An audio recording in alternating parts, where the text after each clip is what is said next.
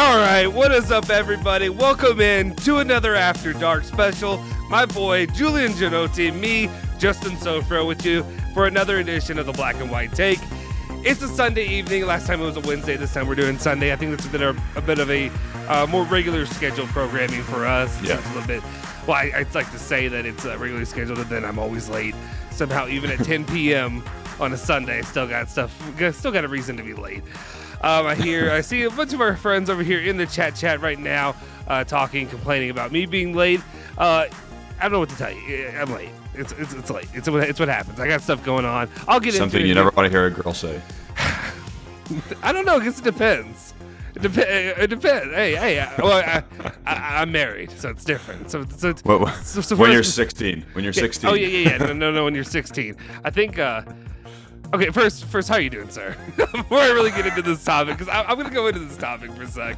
Okay. Go ahead. I'm good. You good? Oh, okay. I don't know. It's all good. Wait. Oh, wait, here. Yeah. Here. Oh, he's too quiet. You're way too quiet, sir. Let's put it down here. Shoot this sound effect up real quick. I'm good. There you go. There we go. We needed it. Our boy's not here, but it's just you and I hanging out, doing an After Dark. Appreciate everybody that's tuned in, as always. Even Dog Daddy Davide, who cheated on us today. No, I actually want to get into the reason I want to say is, so obviously I've got a kid. So it's one of those things that, like, during that process, like after we got married and after all this stuff, when you actually do try to have a kid, is the time when it's like, the time where you're like, oh, remember all those times? Well, actually, for us, this is okay. This maybe doesn't pertain to us exactly, if you know our story, but for a lot of people, like a lot of friends who try for a long time before they had a kid, kind of thing, going on forever. And it's just like, remember how we're always worried when we were young about getting knocked up? And then when you're trying, it's like, it could take months. Like, it could take months for some people. It's like, really? Yeah, it's one of those things. It's just kind of, I don't know. I just thought it was kind of funny because I'm like, all those times, like every single time. I don't know. Okay, have you ever watched Scrubs, the show? No. Okay, it's probably a little bit. I don't know if it's out of your demographic or it's just out of your age range or it's just demographic. But my friend did. It was always on Comedy Central when I was in like high school and stuff. Like reruns were. So there's a storyline in the show where I don't even remember what the heck Zach Braff's character. Anyway, whatever it is, he knocks up a girl. But he knocks her up like before even like it's in.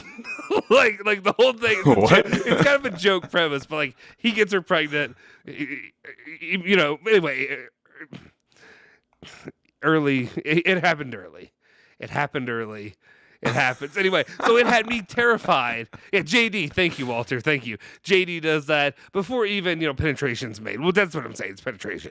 Dog Davy Davy, I'm already starting early with penetration here on the channel. So hopefully you're timing that for us. You got that timestamp in. It is 3:43 minutes into the live. I can just show you right now. I have the timer up here. Anyway, there's a storyline where basically he gets this girl pregnant, and, it's just about him raising the kid and all that part of it. It's like later in the show. But it like terrified me as a kid that like, so you're telling me that he could have just like, without even actually like getting all the way there, like, no, obviously you can't. But I was going to say, terrified me. Was it, the I was spin-off young, to that I didn't show know. is Jane the Virgin. Yeah, I was young. I was 18 years. No, I'm just kidding. No, I don't know how old I was. Or maybe I just didn't understand the, full concept. Shelby County Public Schools for us. Anyway, that'll do it. That's just what I wanted to just get that out of the way. Just one of those, just one of those out there thoughts. This is After Dark. This is what we do here. That's one of my thoughts. Just before about like for people that actually, if you ever do want to have children, sometimes I don't know. For us, it was quick. You don't need to hear the whole story. But It was quick, when we started trying to have Luca, it was quick because we started when we went to Italy. Like we said, hey, we want to get this trip to Italy, and then we can try to have a kid. And we got pregnant in Italy. So it was just like, oh, so I don't get to try more? I don't get more of this. Like it's already done. I mean, you're done, man. I mean, you can still shoot your shot, but I'm just saying it's not. There's no pre-scheduled meetings that you have to look forward to. Anyway, that's it, guys. If you're in here, hit that like button, smash the subscribe button, hit the bell icon to stay notified for all of our latest videos. As I always say, I appreciate everybody that's in here, especially our members. I see Dog Daddy Davide. I see Joseph. I see I feel like, he's not in here. I was going to say Andrew Finn because he usually is. If I missed anybody that's a member, let me know. But appreciate everybody that is in here, as always. Okay. I promised you that you're gonna be able to. I'm not gonna run you over today, and I already did it. I know I already kind of did it with the lead in, but I just wanted to get it started on a high note. I didn't want to just sit here and pussyfoot around. I didn't want to just sit here doing nothing and be like, well, I don't know what we're gonna talk about today. We got stuff to talk about. We have topics. I'm gonna let you lead it off. But for people asking, is Pogba, is Di Maria gonna be a topic? Yeah, it's gonna be a topic. We're gonna talk about it. We are. I secede power to you. Give it all. It's now in your hand. Yes. All right. Have it. Great. Firstly, I muted him, guys. I'm gonna start talking. No. Dog Daddy Davide, please clip that whole first section. No. He was quick. There was a lot of penetration. And just a lot of stuff going on there. Anyways, we all know why we just to be clear. Just to be clear, the process wasn't quick. It was. That's what I was trying to get at. I've heard that it was good for. I've heard good things. But the process wasn't quick. It was just the time frame following the process. Trust the process, if you will. If you're from Philadelphia, anyway. Yeah, you don't want to really be a 76ers fan, but it is what it is. No, I don't. I don't want to be from Philadelphia, really. No offense if we have. That's something completely different. Yeah, I have no idea. So I'm kidding. I'm sure Philadelphia is fine. I just always hear things. Yeah. Dog days. They can fake it, right? You mean like they can fake getting pregnant? Like this? Do I know that he's mine? Actually, that's a good point. I know I don't really share him like for people to see my kid because I don't really. It feels weird. Like I don't know who's out there. People don't need to see my kid. Yeah. He looks just like her, so it doesn't really help. I'm looking. I'm like, I guess he's mine. I think he's mine. He's got a big ass head, and he has eyelashes like mine. I don't know if you can really tell on the channel. I've got really long eyelashes for a dude. Doesn't make any sense. That's the only thing. No, hey, it's actually males have longer eyelashes, like real eyelashes compared to females. So we're like peacocking. That's what that is, basically. You can do whatever you need to do with there, whatever you said, but peacocking, like a peacock. They got all the males are all pretty and got the. I mean, I'm not pretty, but the eyelashes got that going, right? Okay. Anyway. This is what you get with me. This is what you get when I'm on the channel. I mean, I'm on the channel every day. I do daily videos. I talk to myself doing the same crap. Rafaela, I'll go ahead and just say that the meeting tomorrow is supposed to be Di Maria. The meeting is Di Maria. Basically, I'm going to say the channel is probably all systems waiting. I'm not say go, but we are in standby for a here we go tomorrow potentially or Tuesday. Yeah. If it's Tuesday, we're fine. I don't know what to say. If it's Tuesday, it's going to be difficult. It better happen during the day. Mm-hmm. That's all I got to say because that's the only time one of us is available. Yeah. Well, it's me. Yeah. Luckily, my 5 a.m. one got canceled. My job, so I'll be there in the morning. Yeah. Would you please sit down, sir? Sir, sit down. Sir. Bourbon's gonna lick up your spit. He's looking something. Hey, buddy. Hey, there's my buddy. Oh, you want to be in? Okay, you want to look at the channel? Okay, you be in here. Look at them. Say hi. Hi. Hey, Bourbon. I got a big dumb head. Okay, there we go. Okay, I love you too. All right, like I said, take over. Okay, I'll put the wheels back on the track here. Yeah. Romeo Agresti said a bunch of stuff today, and we're gonna base the majority of the show off of what he had to say. He went on, I don't know what channel he went on to say all this stuff on, but some of it's interesting. Juventus, I think. Yeah, is it? Okay, yeah. I forgot. Yeah. Yeah. So some of it's interesting. Well, let's just knock the two main things out of the way. Like Pogba, the meeting is going to happen sometime this week. Mm-hmm. And that has to also do with the De Ligt stuff. The De Ligt thing we will talk about because he talked to NOS today or NOS, whatever, newspaper, whatever that is. And he said some interesting things. So we'll get into that. But for Di Maria, his answer's tomorrow. Like the answer is coming tomorrow, whether he's coming or not. He's coming. He's coming. Like, listen, he's coming. If Atletico Madrid or Barcelona want him, he's going there. That's what was told. That's the report. You think so? If they say tomorrow that Atletico's in or Barcelona are in for him, he's going there because his family wants to go there instead to Spain. But if it's only us, he's coming to us, obviously. So that's the news there, and we will find out tomorrow. So buckle up. I mean, I guess you're going to have a take. Regardless, you're going to have a take. Are you saving that for after it happens, or do you want to like preview after what happens? If he doesn't come to Juventus. If he doesn't come to Juventus, I'll say no. I'll do a little. It's not hot take-ish, but you've wasted. Give me a little peep show. You know what I'm saying? Just give me a little. Yeah, I'll throw some red hot sauce on that. Give me the private show. Yeah, that's what I'm saying. Yeah. Waste of time. All parties, like Juventus, wasting their time trying to get this player that literally does not want to come here if a Spanish team is calling him. So this goes on to our point where, is he going to be mentally in it the whole time he's here at Juventus? And I don't think that's too hot of a take. I think that's just because everything that's built up to this point at this time is he's using Juventus for a year to go to the World Cup. Everything in the background, everything going up and leading to this tomorrow. Tomorrow's the moment. Tomorrow's Judgment Day, June 6th for Di Maria. That's one that I'm not willing to step away from either. Like, I completely agree with you. I think no matter what, Di Maria, and I get it. Ale is full. He's on his jock, and I get it. He's a great player. He's a really great player. Absolutely. We're not doubting that. Not at all. But if you say that he's anything but a mercenary this next season, no matter where he goes, you're lying to yourself. 100%. That's what I mean, and at least he's clear with what he wants. It's clear. I want to do 1 year. You're wasting your time really by trying to push him for that second year.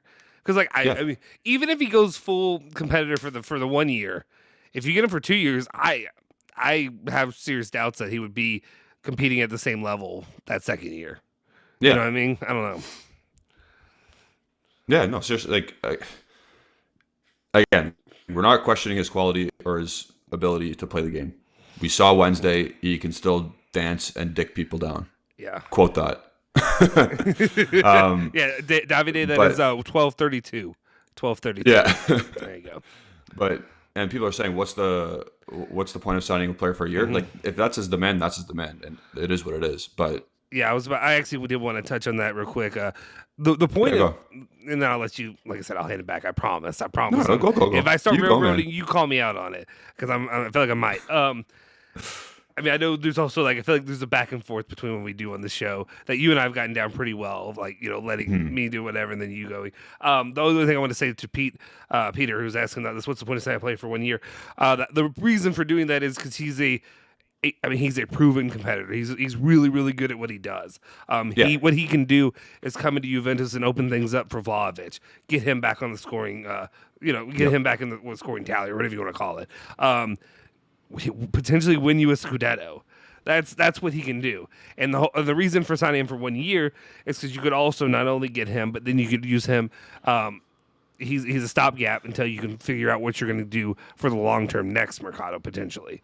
I know how people feel about it, but they talked about getting Zaniolo then or the next year for a lot cheaper or for free the next year kind of thing. And like I said, I'm not going to. Today, I'm burnt out on, even as Zaniolo fanboy 69, whatever you want to call me. I'm burnt out on the conversation with you people. I'm burnt out on it. With what? You people. I said you people. Oh my goodness! Yeah, you can't say that. It's 2022, man. You you Zaniolo sis, whatever you want to call it. Whatever it is. That's what we're doing. But anyway, that's where we're at. You go ahead and have it. But I just want to say, that's the reason you have him. He's a great stopgap, but he's also a competitor who, if he's playing at his peak, he can help win you a Scudetto again. Absolutely. There's no injury problems with him. You see, he's still fit as a fit as a flea. My bad. But and if Lars, I see, is making the comparison of Tevez. So we bought Carlos Tevez. From Man City for I think 10 or 12 million. I forget the exact amount, but it happened. And he wanted to go to Boca Juniors after his first year. But he didn't sign the 1 year contract. He signed a couple year or a 3 year contract when he first came. He wanted to leave after the first year to go back to Boca Juniors. Agnelli, whatever, the club convinced him to stay another year. And he was great in the second year, don't get me wrong. But again, he left and he dipped right after the final in 2015. Okay, great. He gave us the 2 years still. Di Maria is literally saying 1 year and I'm done. Like I'm done. Like he doesn't want to contemplate a second year here. Do you know what I mean? Yeah, absolutely. Sorry, my there's nose a difference. is killing me, and I'm trying not to just sneeze or sniffle into the freaking mic. That's what I'm doing. There's no, like, it's not comparable situation. Are they going to compete at the highest level when they're here? I think Tevez did. Is Tevez Di Maria? No, I don't think so. Yeah. Like, you don't know. We have no idea about Di Maria. We actually don't. People say, oh, he's a competitor, or he's a professional, this, that, and the other thing. How do you know? Yeah. How do you actually know that? It's the one thing that really does bother me. It irks me because Alejandro comes in and says this, and I'm like, how the hell do you know? Like, no offense, like, and Alejandro and I know I see people say stupid stuff, and they're not saying it in the chat right now, but like they came at Alejandro with stuff saying he's negative or whatever. Maybe he is negative, but it's not a stunt. It's not a show. That's who he is as a fan. Like, there's some of us out there that, like, it's not all sunshines and rainbows. We're not going to blow smoke or whatever up your ass. Like, we're not going to do that. We're not going to tell you everything's great when everything's not great. You can't just make top 4 twice in a row at Juventus and say everything's great. You're lying to yourselves at that point. And so I will defend Alejandro, especially when he says stuff like that. There's some things where he can be a little heavy-handed, and it's just that's how he feels. Will you please stop it, sir? Please lie down. This is golden retriever, I swear. There's some things where, I'll go against her. Like, right now, I want to battle him with the Zaniolo stuff. I know I'm burnt out, with him, but I want to get him riled up, and he won't do it. I don't know how somebody can be have so much, like, fire against somebody, but then not really get to that level with me. So I'm going to see. But all you have to do for that is you just hold up the goal charts from this past season. That's true. Yeah, I guess that's the unfortunate. I mean, that is honestly the unfortunate part, is because I swear, if you keep doing it, sorry. if you have ever had a golden retriever, they're big, they're dumb, they're sweet, but they're bigger. He still thinks he's a puppy about this big, and he's he wants to just pounds. get up all in it. Yeah. Exactly. That was my problem when I was a young pup. I thought I was still about this big, but I was much larger, and I just wanted to get up in it. Anyway, I mean, it is an issue, and there's still, I may make some excuses when it comes to Zaniolo. I'm not, like I said, I'm not doing Zaniolo today, but at the same time, it is. I do need a situation where maybe I can get him a little bit more riled up. Maybe it's a different player, but I want to see that in Ale. But back to this situation and what's going on here. What was the last thing you said? Sorry, I apologize. Your last point. You're sorry. That's what I do. We don't know how Di Maria is. Like, we don't know his professionalism. We don't know anything about him, really. Like, we know his on the field product, and we know some stories that come out in newspapers about his family life, about his houses being burgled and whatnot. You know what I mean? Like, we don't know, like, until they come to Juventus and we see week in, week out, we see videos, we see everything going on. We have no idea about a player. Yeah. I'm not watching PSG 24/7. Yeah. That is what frustrates me. I mean, also, if you look at his goal tally, what does he have? I think he has 5 now. He had 2 at the end of the season. That kind of saved his. Di Maria? Di Maria, yeah, I think he had 2 goals at the end of the season. Otherwise, it looked not that dissimilar to Zaniolo. Like, scoring totals, if we're being honest. There's a difference, though. He's a winger. Zaniolo's a striker. And he's also playing with, Mbappe, Messi, Neymar. Yeah. I'll grant you that for sure. Yeah. It's just one of those things where, to me, I mean, there's nothing that, like, on paper, nothing says I'm going to come and play my heart out to win at Juventus. What I hear is I want to represent Argentina. I need to play in this competition so that way I can do that. And like, you're playing, you're staying fit and you're doing all that, or whatever. Question for you before we finish. If the World Cup was normal and it was in the summer, does he come? No, I don't think so. I think he just... Absolutely. That's my point. No, like, I don't even know. I realized, I was like, wait, this is taking me way too long to answer that. No, because he can literally just go back to Argentina where he wants to be. 100%. He can go play for his boyhood club or whatever it was that he wants to be at. Yeah, Rosario. Which is fine. I mean, like I said, he's open about what he wants to do. If you're Cherubini, Riva Bene, whoever negotiating this, I think is it Cherubini who's heading it? Probably. Probably. I think you know what you're getting into with him. And I'm fine with that. I'm absolutely fine with the mercenary. I think, to me, honestly, and I think I know our member Giuseppe has said this before, if he's that open with it and that's what he wants, I guess it's just, if you're Juventus, how bought into him are you? If you really want him that much, you're probably going to have to pay him that amount and just give him a year. Yeah. And I understand you don't get the whatever. You don't get the what's it, the DC the decree or whatever, where you end up you get a pay cut off it basically. Yeah. I understand that situation, but that's what you're in. Especially when we were talking about Juventus trying to go after younger players, and now we're going after a bunch of 30-year-old players. Kind of situation. Sorry, the one thing I do like though is that it is decision day tomorrow. Like it's June 6th. I like that. We're gonna get an answer either way, and if we don't, I'll be very mad. I'll actually be like fuming at the situation because it's too long, and the longer this is gonna be taking, if it's not tomorrow, it doesn't look good for him coming in the first place. No, and we're wasting our time here when we should be just saying yes, no, okay, no, move on. Yes, no, yes, he's playing with us. Whatever the scenario is. What's your schedule look like tomorrow? Just asking. Tomorrow? Yeah, we could do this behind the scene, or whatever. Producing on air.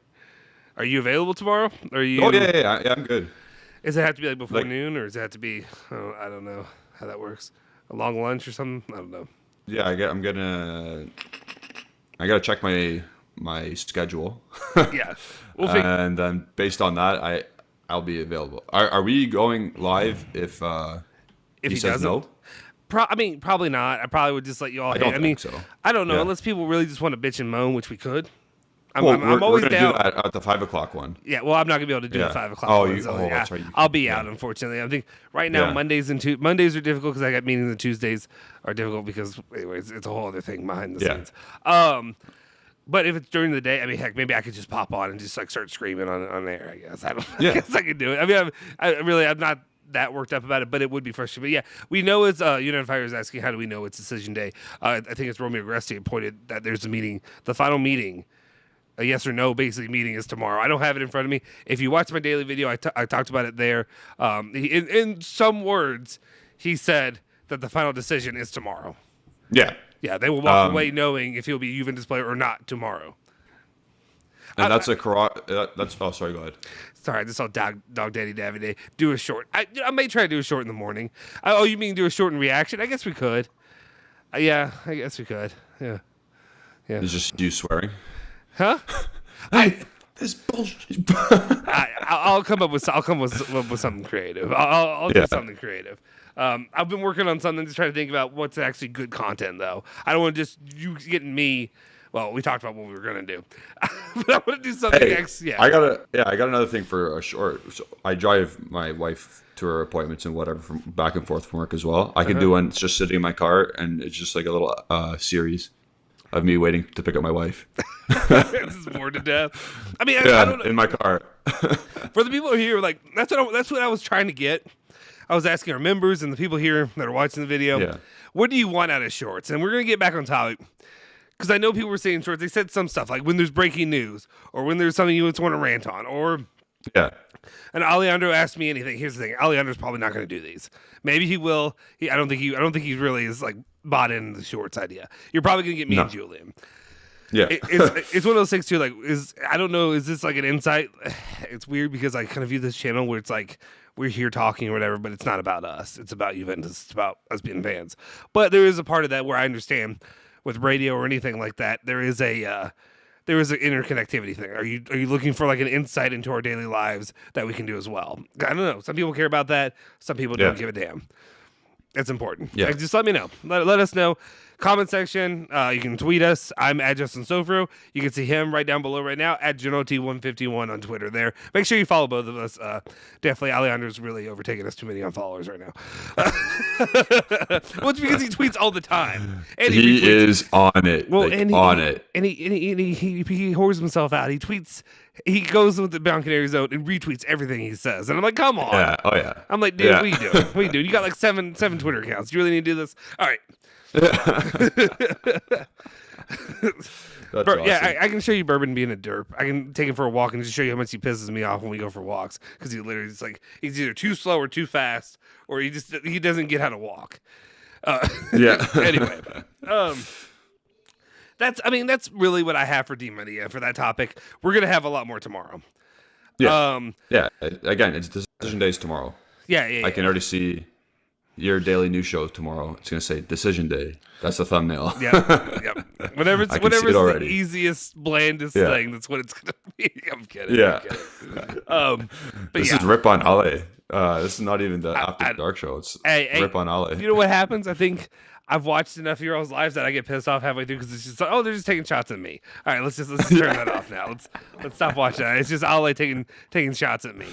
United Fire says we can do shorts about Juve history. I mean, potentially, yeah, we could do some stuff like that.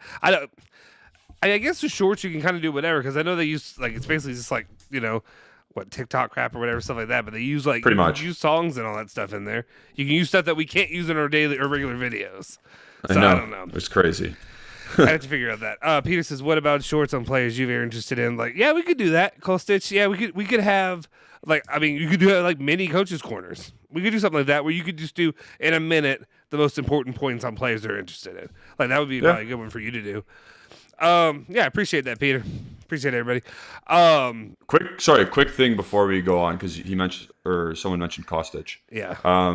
Apparently, Nico Schira said that Eintracht Frankfurt have offered him a contract extension. Uh-huh. So, okay. just to point out, because that's another guy we're kind of in for. But that's an update on Kostic. Yeah, he's the one that's like right behind Di Maria, right? But he can still get with Di Maria, I guess. Yeah, the pecking order. Yeah. Yeah, so we'll see. I mean, if I can see them, I mean, it's a cheap option one. It's like 15 to 20. I think Juve probably wants 15. They probably want 20. If they sign him to an extension, then he will cost more money, in my opinion. Well, because he's in the last year of his contract. That's why he's going to be kind of cheap. Well, if they sign him to an extension, he's not coming. I would imagine, right? I would say there's like if you're Juve, you're gonna be like, okay, because if you wanted us, teams, you would come, or you would just right, or was it because? Yeah, I know, but like some teams. Sorry, am I lagging? You were for a second there. Are you okay now? Am I good now? Yeah, you look good now. You tell me. You're beautiful. Oh, okay. You're beautiful. Yeah, I'm just glad it's just you. I'm not between you and Dog Daddy today. We don't need all that. Too much hair over here. All right. Oh yeah. To go on your point about would he come after that? So some teams sign their players to extensions so they can sell for more money.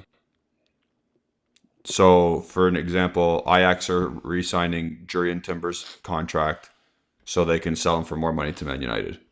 Mm-hmm. So teams do that. And maybe the player really is like the player wants to help out his former club and get some good better money out of it. True. Okay. Yeah, that makes sense. Yeah, I guess so. Yeah. But you are right though. If he's extending his contract, it dwindles our percentage of getting him. Yeah, I kind of feel like with Kostic, it would definitely bring it down. Maybe it's that, but I feel like you usually see those, signing new deals a lot when it's like a swap. You see it more often there for any kind of like swap deal or anything like that. So, we'll see. I'll be honest, Kostic is another player. I don't know if I want to talk about that much tonight. I mean, we can. But it was just an update. No, right? no. I'm not. Yeah, I'm not going at you or even him. I was just saying, like, I don't know what I have in the bag for him today. If that makes sense. Like, there's a few things I do have, but when it comes to Kostic, when it comes to the Di Maria stuff, it's going to be tomorrow. Tomorrow's going to be. We'll be able to give all the takes tomorrow, and that's the way I'm looking at it right now. Looking through this. Okay, yeah, there's definitely a few things to see. I saw, was it Raja was saying about Belotti? No Belotti. No. And we are doing After Dark. It's After Dark right now. For us, it is. Raja comes in here on the evening or the late nights, and he throws out some really random names. Well, I'm guessing, I think, is it Raja? I think he's actually a Manchester United fan, I want to say. Something like that, yeah. But he comes with some good questions and stuff like that. I appreciate it. Yeah. But he's just throwing some names right now in the chat. let's stick with the ones that we really have, what we have prepared, and what we want to talk about. Yeah. We'll get definitely to your questions if you all feel so inclined, and you have something you really want answered. Definitely feel free. You don't have to, but throw in a what's called a super chat or something like that. Or if you want to sign up and be a member, you get a free member chat as well that you can throw in there. That'll be highlighted too. And like I said, you get a lot of cool stuff with the member stuff. So maybe consider joining the member squad. You get a lot of cool. The screen. Yeah. Okay. We'll throw the screen up there. We'll throw it up for you right now. All right. Right in your face. There it is. You get loyalty badges. You get emojis. You get the Discord members chat. You get it for all of it. But then the next step up, that was for $225 a month, and then for $340, you get a monthly wallpaper with that as well. And then at the very, very, very no, Rajat, I'm not saying don't talk. No, I'm not saying stop doing it. I'm just saying we'll get back to it. I want to stick on topic. Otherwise, it'll just bleep this whole thing up. Anyway. And then at the premium level for $5 per month, you get the loyalty badge, you get the emojis, you get the wallpaper, and the members chat, but you also get a giveaway priority. And with that giveaway priority, you get 5 times the opportunities to winning some of the stuff that we give away on the channel. We're about to get back into that. We've got merchandise. Hit the link in the description below. You can see merchandise that we're selling currently right now. I'm going to be getting some soon. You've seen Alejandro wear his shirt, the white shirt with the zebra logo. I think I ordered a black one. I ordered a white one. I ordered a hoodie. I think that's not available yet, or it shouldn't be available, as in Alejandro should have taken it off the store. So there's another hoodie. I mean, I've got a couple things here too, and then also a beer glass that I'll be drinking out of here in a little bit, if you will. That's right. I still have to order the glass. Yeah. I'm excited about that one. I want to see how it turns out. But again, Rajat, we don't mean to come at you. You don't need to apologize or anything like that. We're just saying we'll come back to it. We promise. We're coming back to it. All right. Okay. Let's move on for another massive piece of it's pretty big. Yeah. It's Matt de Ligt's interview today with Nos. And basically the talk about it is a de Ligt renewal, right? Yeah. That's why his agent and Pogba's agent, it's the same people, same group. And I'm a little bit worried. Sorry, I was going to say nervous, but I said I'm a little bit worried. Yeah. Because he's going. Like, let's not kid ourselves here. Not this summer. Not this summer. Don't quote me on that. I don't think he's leaving this summer. I don't think anyone's going to pay that much money for him unless you're Chelsea. That's the only team that I can see actually piping up some money. Mm-hmm. But I think that we're scared. We should be scared that he's going to leave. Yeah, I think... I mean, I feel like that's an ongoing. Any player of his caliber, you should be, and I feel like that's something that, like, I mean, I feel like if it's not a topic, he's not doing a good job, right? Yeah. I feel like it's kind of like we have a saying here locally when it comes to like our American football team, where if you don't have a coach that's being pursued by some of the other top teams whenever they're sucking, you don't have a coach worth anything. It's kind of one of those things. Like, you kind of have to know your position, or you have to know the player's position. You want to hear this. You want to hear, oh, hey, somebody else wants to buy him, because otherwise he's a waste of money. He's robbed you. He's he's that kind of situation. Yeah. I'm okay with it. I'm interested to see what kind of moves are made in this season. Like, I don't think he's leaving this Mercado. No. I think he's staying, but I don't know. I don't know for how long. I think if Juve really, really want to go all in with him, and I think that would be a smart decision to make, because I think he is a leader. I think he's one of those guys who can be a mainstay for a long time. I think if I'm Juventus, I would kind of put my faith into him and show him that I'm putting my faith in him. There's a couple of things that De Ligt kind of put on the table, though, and kind of said, first off, he said the performances the last couple of seasons have not been good enough. It's not Juve standard. He knows Juve standard. He also went, though, and said, this last year I felt like I had one of my best years. And he was saying, he said he had felt like he had one of the best performances. Obviously, he got more playing time because Bonucci and Chiellini were injured, but he kind of got to prove himself. Because remember, the year before, De Ligt, it was all Chiellini, Bonucci, and like he was getting no time. And we were here. I mean, we weren't here. We weren't doing it yet, but I think we were writing about it at that time. Yeah, being like, "What the hell are you doing? You're going to lose this guy." Yep. Now it's up to Juve. We talk about this Mercado, and that's what we talk about each and every day. I know there's some people that don't like when you talk Mercado all the time. Why the hell not? Like, I don't understand why. Like, no, there's like people out there that are criticizing, people being, I don't know, breaking down Mercado, making moves. No offense, I don't want to sit my ass back and just wait for stuff to happen and then talk about it. There's stuff we need to talk about, because there's things that you can be educated upon to know what are the right moves in the Mercado. Yep. De Ligt is kind of coming out there and saying, "Hey, I need to see that investment." We had Elkin come in Absolutely. and talk about how he is invested, and how the Exor group or whatever will be invested in Juventus' success. Juventus' success is kind of hard to say for some reason. All the S's there. Anyway, so this is the time to prove it. Pogba is a nice little step in doing that. So is Vlahovic. Yeah, so is Vlahovic. Yeah, you're right. So is Vlahovic. But I think he also said he made the comments after Vlahovic was purchased, I believe. Yeah, he said he said, I'm interested in this as well. Yeah. So, but it's important. Sorry, again, I'm trying not to. I apologize. I'm not gonna rant for too long, and I know I'm gonna. No, go. Sorry, I'm just saying. Yeah. We needed to get younger, very, very good players in. It was so clear, and De Ligt probably mentioned that. I'm not gonna lie. Yeah. Like, people think he's this nice, like he's a well-behaved play. Like, you know what I mean? Yeah. Nothing off the field. Like, he doesn't. But I think he demands a lot. I think he straight up said to the management that we need better younger players here. Spend your money. Yeah. Well, that's exactly what he's saying. He's kind of laying the gauntlet down and saying, "Give me a better bleeping team. Give me a team I can win with." Obviously we can't tiptoe around it. We can't ignore the fact the reason he came to Juventus was probably a lot had to do with Ronaldo. With Ronaldo being here and talking to him, you saw the conversation after that match against Ajax back then, and you saw the respect and all that. And like, he's a top competitor. He wants to come play with top competitors. Getting Vlahovic is one step, and also proving that. But then also, real quick, Dog Daddy David.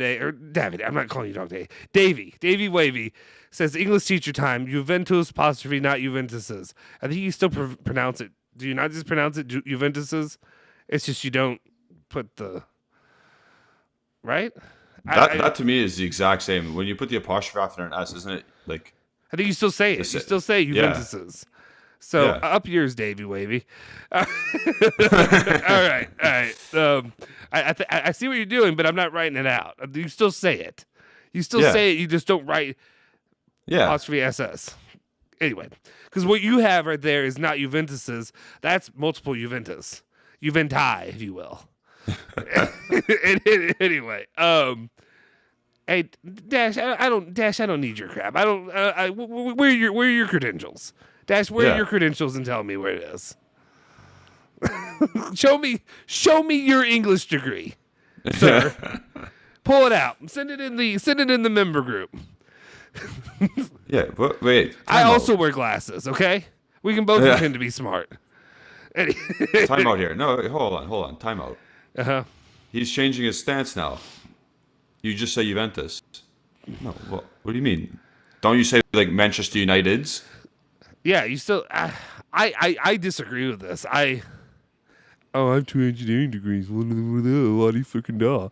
Congratulations. Yeah, so it's math. Are they engineering degrees in English? Did you engineer the English language? My uncle is literally an engineer at NASA. And this has nothing to do with me and my being smart, but he is. So Lottie freaking da. Thank you. You know what? We're gonna go out in the stock. You know what? Just cancel the show. We're gonna do English language time. Anyway, we'll come back and we'll talk about that another time. I'm pretty sure you still say. I don't think you just say Juventus. That doesn't make weird, sense. doesn't it? No, you say Juventus is like that's Juventus's player. You don't say that's Juventus' player. But okay, look what he's doing again. It's Jesus's. We're still saying it's Jesus's Last Supper. It's not Jesus' Last Supper. That's weird. Yeah, you still pronounce it Jesus' Last Supper. I'm sorry. Yeah. You're both wrong. You're wrong. Yeah, what? Wrong. But you're spelling it correctly. You're doing the apostrophe correct. But I'm still saying it's Jesus' birthday. And I'm saying it's Jesus' birthday. Dash trying to throw in Juventini. We're not doing Italian. We're just doing the English version of saying it. We're saying these guys. I'm gonna add this bum on here. Come on. Oh, I don't have the split. Otherwise, I'd add you on here, Dash. We're just gonna go at him. Okay, we don't need English language time. You guys are wrong. No. You guys will have to. You bend the knee. You're wrong. Let's move on. All right. Anyway, Uh, I don't say it like that. I don't know what's. Yeah. Let's move on. Let's go back to Ligt. Let's go back to Ligt. I'm wearing his jersey. Yeah, exactly. Okay, Can I say I'm wearing Ligt's jersey? Yeah, the people that are going to be rewatching this are going to be like, "What the hell are these people doing?" We're going to talk to Ligt. Yeah, we're going to talk about the Ligt and his situation. Basically, okay, he's put down the gauntlet. He needs players that can play. Oh, again, then Rajat's over here doing this. We don't. Rajat's also getting in on the Jesus train, guys. We don't need to do religion or politics here. Okay, we don't need any of that. Okay. Yeah. Guys, if you're here, hit the like button, hit the subscribe button, all that good stuff. Okay, so the situation ongoing with De Ligt needs better players, needs improvement. I think I've seen other people also say, yeah, okay, we'll get in the Discord. I see other people also saying something along the lines of, you know what also doesn't help? And again, I know I'm getting distracted. What doesn't help is I don't think you guys, because I did it for one of them, they don't click the playback of the chat. So if you're rewatching this, okay, Davide, was that you with the dislike? Was that you, Davide or Dash? That was probably one of them with the dislike. I'm sure it was. Anyway, if you don't do the chat playback, people rewatch this, they're not going to know what the hell we're doing right now. They're like, what is going on? We're just fighting. We're fighting with somebody they can't even see. So I apologize with that, guys. Okay. De Ligt. Okay, do not let me get off conversation now. You tell me. Keep me. Yeah, you go ahead. You take over. So turn De Ligt on, as Juventus kept hammering down our throats. Turn De Ligt on. Yeah. I think he's leaving next year, to be honest. Once he resigns his contract, if we don't perform well, if we don't win Serie A, or if we don't improve on fourth, I think he's done. I think we're selling him for that lower release clause fee or whatever it is. You know what? And it better be whatever we signed him for or higher. A lot of Juventus fans are not going to like this. I don't blame him. Yeah. If that situation, I mean, at some point we're going to have to accept criticism if we want better, right? Yes. If you're a Juventus fan, Bourbon, get out of the background. There we go. Okay. If you're a Juventus fan, if you're Juventus management, if you're the coach, whatever it is, at some point you have to say this isn't good enough, and you have to realize that you can't just keep walking blindly and pretending like everything's just going to get better.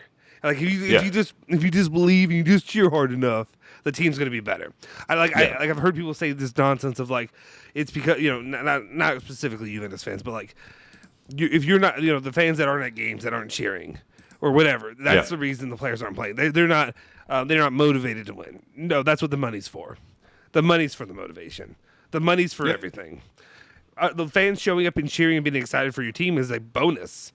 Like that's what your job is as the administration, is to try to give them a product worth attracting. Especially when you have this kind of history. So the reason I say that is to say that I don't blame De Ligt then, because he's young, he's talented, he's got a lot ahead of him. Yes. If Juventus continues to stall and you're driving in neutral basically right now. And like if you continue this trend, you got to let him do what he needs to do. Cuz right now like I need as a fan, I need some kind of, give the fans some kind of show goodwill to promise us something better. And I know there's a lot of people that like to come at De Ligt and say that he's not good enough. And I'm like, you're not watching the same player. He was our MVP this year. Yeah, like you're not watching. Like I understand he makes mistakes, but he also can only do so much. Things happen. Like it's part of the game. Yes, absolutely.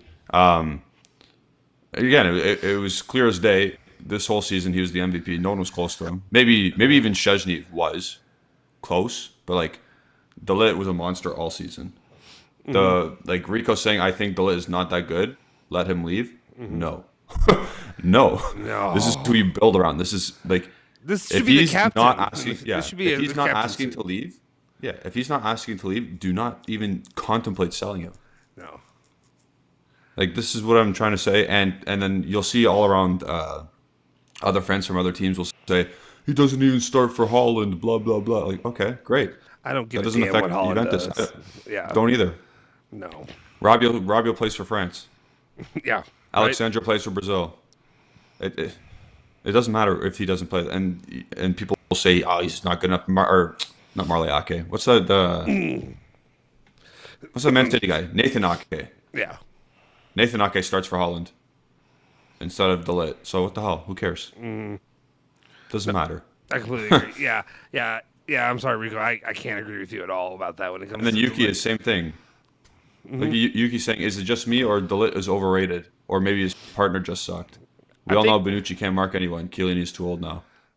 Well, Chiellini's done, so we don't need to worry about that. But I understand what people are saying. Yeah, I think there is a lot of that. There's a lot of he hasn't had somebody just by his side to really like. I mean, look what Chiellini and Bonucci had together.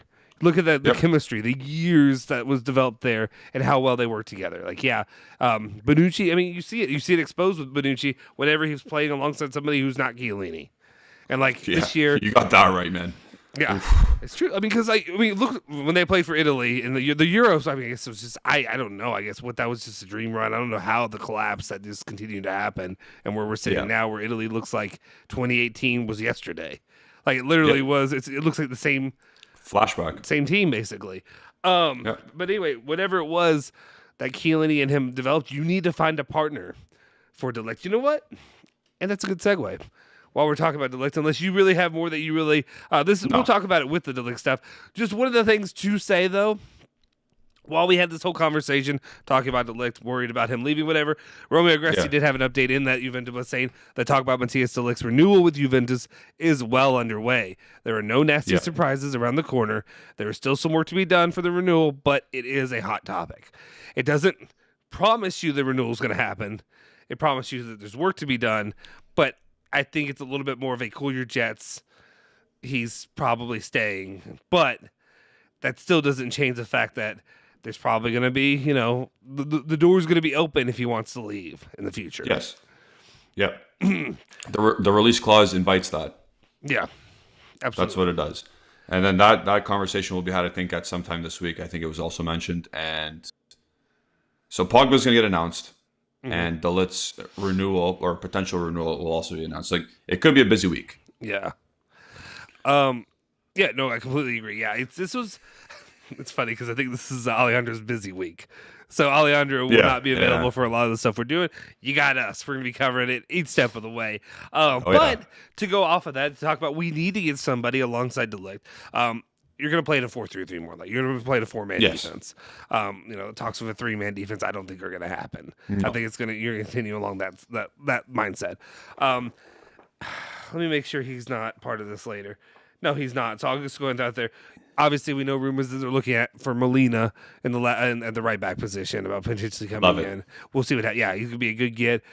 Supposedly, there's even potential Udogie could as well. That's not what we're talking about right now. So there's, potentially, we'll see. I'm right now, just because of the reports that they really want to keep him. I think maybe Molina and then Udogie next year kind of thing. We'll see. Or next, whatever Mercado that works out. But the latest thing that Romeo Agresti had, he said that Juventus must sign a central defender, which I think anybody with a half a brain could agree with right now. You can't just have a guy like Chiellini walk off into retirement and look around with what you got and think you're okay. Especially because even Bonucci, when he is playing at his best, he's going to get injured. It happens too much. Like even he's not playing at his best right now. And he's not going to. Let's not get ourselves. It's not getting better. Exactly. But Agresti said Juventus must sign a central defender. We have to understand what will happen with Gatti, who for Agresti, is staying. So latest reports we've also heard, Gatti is of course competing with Rugani for that last spot. Really is what. That's a battle. That is. Who's going to get our fourth choice center back? And like I want, as much as I want to like crush and make, I don't want to say make snide comments, but like I don't know what we're getting with Gatti. I haven't seen him. No idea. I haven't seen a second of him play.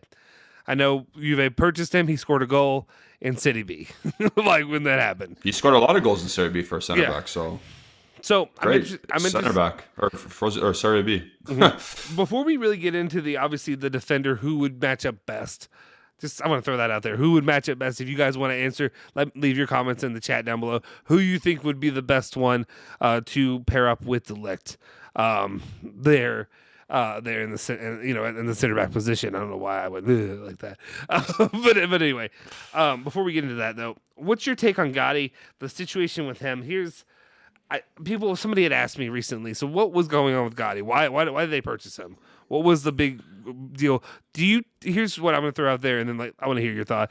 Is it kind of felt like Juve kind of maybe did that thing where they kind of do where they see a player who could be a good investment for resellability in the future, and you saw, but like an asset, especially given Torino and how much they were interested in him. So they just went and they did the thing where they took little brother's toy that they thought they were going to get and got it for themselves. But I kind of took it as they thought that they were going to really have a good bargaining tool for Bremer, and it just hasn't seemed to come to fruition. That I feel like maybe Cairo came in there was like, oh, that's what you're gonna do? No, bleep you. I don't want to do any kind of big deal with that to trade. I don't know. This is just me speculating. I could be completely off basis. Cairo could be. He's one of the pettiest guys we know in Italy. Yeah. Right. Him, Lotito, De Laurentiis. He's right up there. Yeah. I was gonna say he's right up there. In terms of why, I think they originally thought to get him because of that, but he's also what is a standout player in Serie B. Like he is. There's no question about that. But it's kind of weird. It was a weird signing still because he's 24 or something, and you're getting a Serie B 24-year-old. And again, standout player, but kind of weird. You're right, $7.5 million, kind of weird. Mm-hmm. I also believe that Chiellini's bro but works at Frosinone. Is that correct? I think so. Yeah, that sounds about right. I do believe something like that. I forget what. It's not the Frosinone zone. It's Bianconeri zone. So the player himself, we have no idea, and I keep not criticizing, but I keep saying Fagioli went to Serie B for a reason. Mm-hmm. Is that going to translate to Serie A success right away? I don't personally think so. Same with Gatti. Is he going to come in? He's going to probably play what? If he's the fourth choice center back, and there's no injuries, but there's not going to be no injuries. But whatever. Pretend there's no injuries. This guy's playing 6 games max next year. That's a lot. Like you spent $7.5 million for a guy who's going to play 6 games. Yeah. Come on. It's weird. The whole thing's weird. I think I was siding on yours. Your point is he was a bargaining chip. It's for Bremer. To me, it just seems like a failed tactical move, and that's just what it seems like. It seems like they failed. They're stuck with him now. Try to see if you can make it work. If not, we'll move him when they're able to. I don't know what else I can really take from him. Like you said, 24 years old, played in City B. The only thing that sticks out is just Torino were interested in him, and that's what I got. And we were interested in Bremer. Yeah, absolutely. It is what it is. Yeah, I'm interested to see him play, see what he does. Who knows? Maybe he'll shock everybody. Maybe he'll come in and be a solid player. I have my doubts, but you would have expected it to have happened earlier than now. So anyway, you know what? Sorry, you know what the fourth choice center back talk reminds me of? When people, I know you don't really watch hockey or watch like hockey shows like this, but whenever hockey Bianconeri zone people start talking about the fourth line. Like nobody really cares about the fourth line. Like that's the last line in hockey that played like no minutes. Yeah. But this is what the fourth choice center back talk does to me. Is like I don't really care. Like I just hope he's not playing week in week out. Like Rugani for that 1 month, he did relatively well, but I don't really care at the end of the day. Yeah, I mean, he did well, but again, Rugani should not be Juventus quality, and he's not. Yeah. Also, I think I asked you this last time we spoke, but no, I was talking to Ali about it. If it's a Champions League game, let's say round of 16, similar to what happened this year, and Rugani played, does Gatti start or does Danilo start at center back? Oh, it's Danilo, 100%. What's the point of Gatti then? No, I'm completely on board with you. Yeah, and that's why I agree. I guess that's what it is. It's more curiosity with me, just wanting to see what's going to happen with him. Because it's just the same thing. Okay, answer me this. What's easier? Is it easier to come up being a defender in the second tier league and be successful, or being a striker or midfielder? Well, What's the easiest? if What's you're a the best? striker, Is I guess goalkeeper is if probably the easiest, but yeah, kind of. But if you're a striker and you're not scoring goals, you're going to get criticized. So I think if your job is to score goals and you're not scoring goals, you're going to get criticized. So I think that's the hardest one to come into. I think that the hardest job in football is to be a good striker. well, it could also be a thing too where like schmucks like me, I think I've Yeah. said it plenty of times where maybe a defender didn't play that great, but maybe I wasn't really paying attention all that much because I'm focusing more on the goal scoring. So Yeah. I look at it, I'm like, oh well, look, there's a clean sheet. They didn't really give up too many shots on goal. I feel Yeah. good about him, even though Exactly. maybe If he he's didn't have a not great game. noticed, yeah, if he's not noticed and you won 2-0, who cares? Move it's- on. Great. yeah. Good job. Yeah, to me, it's the best thing you can do as a center back or just a defender at all. Is that Yeah. I forgot what you did that game. If Yeah. that makes sense. Like unless you made a massive stop, like Yeah, you unless being you did anonymous what- is perfect. Yeah. The tackle from De Ligt against Lazio, remember that one he slid and just cleanly... No, Atletico. It was against Atletico. And it was against Correa. And he made a great slide tackle and he got the ball. The ball's bouncing midair. Yeah. And it was awesome. Like you remember stuff like that. And that's Yep. good. But if you Rugani it and you trip someone in the box in a crucial Champions League game, second leg, and you cost them the Champions League game or the Champions League season, then no. Get out.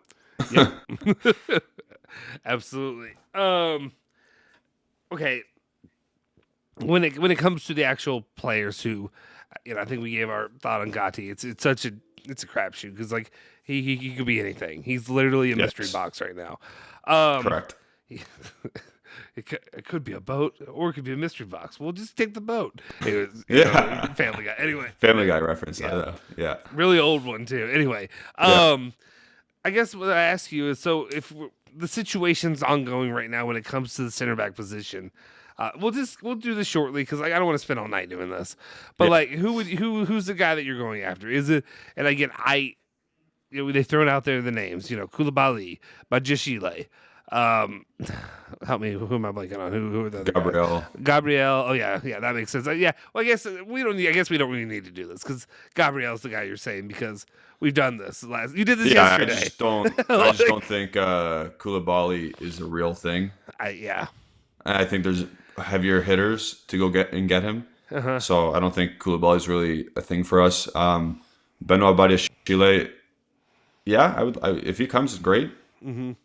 Right? And if Gabriel comes, good, great, whatever. I want a left-footed center back, though. That's what I want. To me, I've been kind of like similarly in your boat just because Gabriel's the one that makes the most sense because of the swap deal opportunity. Koulibaly would be fantastic. I don't believe Swamp Man is going to end up coming to the table and willing to help Juventus in any kind of negotiations, even if he Absolutely likes Demiral. I know he likes Demiral. Great. Yeah. I'm sure. I don't see him doing any kind of. He's not going to do any kind of faithful services with.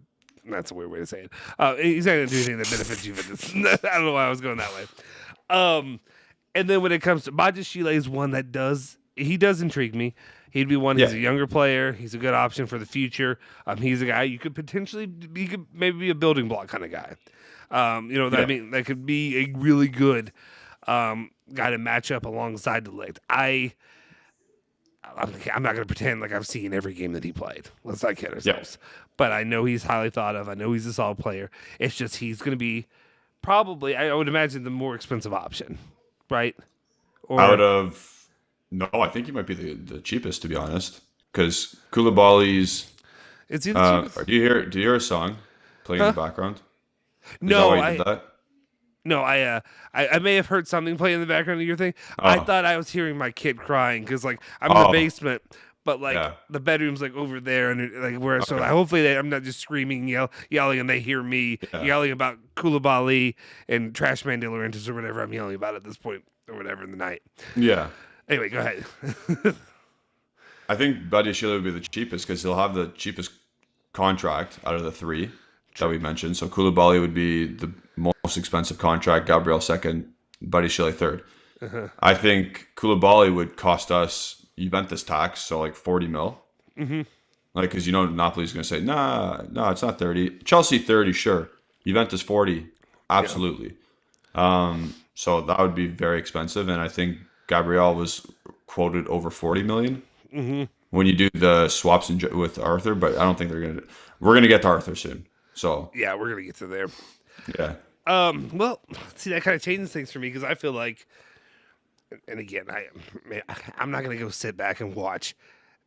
I'm not gonna go watch film, guys. I'm not gonna go watch film right now on Chile. I'll see what Juventus decision they get made, but like it almost makes me want to go back and be like, well, that makes most sense almost if he is the cheapest. Yeah. One. But who knows? Everybody's gonna try to drive up prices. I'm saying Demiral and Gatti are back. I would say keep them. Let's bring another CB, guys. Milan, let's get out with them. Okay, one quick thing, though. Don't care about Milan. No offense. But what I will say, though, is I think he also had some comments. I'll just throw this out there because I don't think we're going to spend a lot of time on this one. But Romeo Gresti also had comments saying about Demiral. I think there were problems there with the technical staff. I don't know if that means Atalanta or Juventus. But he says I don't know what he's referring to. I'm not sure, but either one, it doesn't. He's probably not staying with Juve. He goes on to say, Merih wants to change teams. Atalanta will only buy Demiral if there's a buyer behind him. Can Juve keep him? I say that the Juventus club has also started looking for a buyer. Either way, he's not coming back to Juve, like to play. He's going to be trying to be moved. So I entertained the idea. I thought about it, like, could they use him? Doesn't seem like it. He wants to start. No. And right now, with the guys that are coming in, he's not going to be a starter. No. So, he'd be behind. Essentially, he'd be the fourth choice center back if he came back, which is pretty funny considering he was third at one point. So yeah, he's gone. He's as good as gone. I don't want him at the team anyway. I don't think he's that great. I think if he was a third choice center back, I think that'd be fine. Yeah. But he doesn't want to be that, so take a hike. Yeah, do you remember all the people that were just hyping him and all the stupid... Yeah. And I don't want to say stupid, but, like, the things. People just love to hype up players, and I get it. Like, I do it with Big Z. But, like, it's like, when I just see people hype up players, they're like, oh, the future of this team is the Ligt and Demiral. And I'm like, okay, well, how's that going? How's that going? Like, you said that a couple years ago, and, like, now... Like last year, it was like De Ligt was even in there.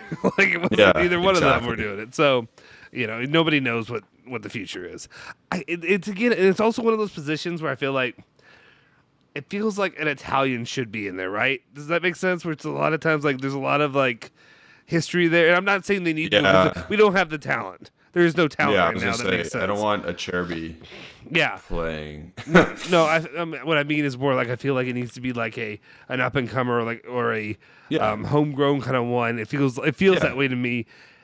Obviously, knowing that there is no suitable candidate that fits that description. But what I'm saying is it almost feels weird that it's going to be, kid from the Netherlands and maybe a French kid. Yeah, maybe a Senegalese player. Maybe whatever. Something like that. I don't know. It's, I don't know. Nothing wrong with it, but it just feels weird. I get what you're saying. Like, I like to see 3-4 Italians in the starting lineup. Yeah. I like to see that, to be honest. I think Italian heritage growing up. It's always nice to see. That's the history of the club. They usually have a bunch of Italian national team players. And we do. Like, like Bonucci hasn't retired. Chiesa still plays. I know he's hurt. Locatelli's still there. Yeah. So it's not doomsday. Well, but... and I think Rajat brought that up earlier too, saying about hearing about, and I think sorry guys, I try to touch on all of them when I can, but I'm basically saying about he's heard, and everybody knows Juventus are like invested in reestablishing an Italian core, and they've kind of shown that recently. Obviously, you bring in Locatelli last summer. You get the players that aren't Italian when they're coming in, and then we have talks of that's why Zaniolo is a name.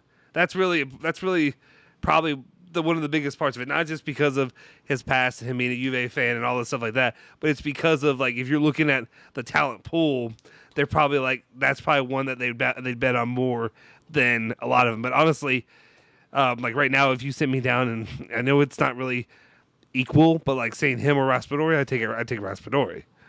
Like. Can I say this? If Zaniolo's name was Zaniolic, would we even care? Would I care? No. Like, if you're being honest, no, I wouldn't. It's stupid. I understand it. I completely get it. What if his name was Nikola Zaniolic, and he scored 2 goals for Roma this year playing as a forward? I mean, no. Would you care? No, and but I am very open about this. Like, Yeah. I'm not gonna, I'm not gonna mince words. Yeah, when I say I'm a shill for Italian players, like, I am a shill for Italian players. I know. Because, like, to me, like, again, one of the reasons, like, my love for Juventus is it is tied equally to my love for the Azzurri. There's a lot of history there. The reason I became a Juventus fan was from the beginning of the 06 team and me being a fan for years of watching the Azzurri, and I needed to find a team that I wanted to, like, go all in with, and it was Del Piero and Buffon that really led me there. And so it's always going to be intrinsically tied there. And I think I'm not the only one out there. I think that there are plenty of fans that feel the same way. And I think the club there's a part of the club that feels the same way too. And they understand to win, you have to get guys like Vlahovic. You have to get the guys that are not Italian. But there is a part that I think, regardless of I feel like maybe the more closely tied you are to being in Italy and being there, maybe you're less tied to wanting it to be an Italian player than us that are not in Italy, not in Europe. Does that make sense? Yeah. Like I said, like, to me, a lot of it also has to do with I mince no words when I say that, like, it's a connection to my heritage, to my great grandfather, stuff like that. It is something that I have that I can, like, lean into, and I enjoy that, and I love to see young Italian players. Appreciate Miguel saying he agrees with me, kind of thing. Nick Zanheim. yeah. If he's Nick Zanheim, no, you're right. Everybody's right. I will bend the knee on that, but at the same time, that is a part of it. Like I said, every single meaningful Azzurri team that has basically had a core of Juventus players that has won the World Correct. Cup. Unfortunately, the Euro, though, if you look at it, Chiesa was like the key. Chiesa, was, Bonucci, Chiellini. yeah. Chiellini was the defender of the tournament. Bonucci scored the tying goal. Chiesa dominated every game he played in, and was the only thing that looked all right in the attack. And Locatelli, although he wasn't a Juventus player yet, he was pretty much going there. He scored 3 vital goals. And what's it called? Bernardeschi even scored some winning penalties and clutch penalties. Yeah, that's true. Yeah. So you know what? Yeah. It's a massive part of it. It's important to me. Hey, buddy, I know you're worked up too because you care a lot. Joseph said Italy isn't even good right now. You can expect Juventus to have a good Italian squad. But there's a part of me, and I know that's not the history of Juventus of, like, developing their own Italian talent, besides other guys like Marchisio or whatever, and but I think there's also something to be said there of, like, that's why Italy hasn't been that good, because when you see Juventus struggle, Italy struggles. Kind of feels that way. So it's all intrinsically tied, and it's about locating those guys, scouting the right talent, getting them in here, coaching them up. Allegri, whatever it has. I mean, it's part of it. Again, I understand people that are a lot of people say this, and I'm sure a lot of people that are in the chat will say it too, club over country. And to me, they're equal. They're equal to me. It's the same feeling I get watching Juventus that I get watching the Azzurri. If that makes sense sometimes. Yep. Let's see. Rajat said, yep, core of Italy was Juve, black and white. Yep. Let's see. Michael says, but Zaniolo hasn't done anything for the Azzurri either. I understand. I'm not saying that he has. I'm just saying he's part of the Azzurri, and he was believed to, for a while, to be one of the next guys.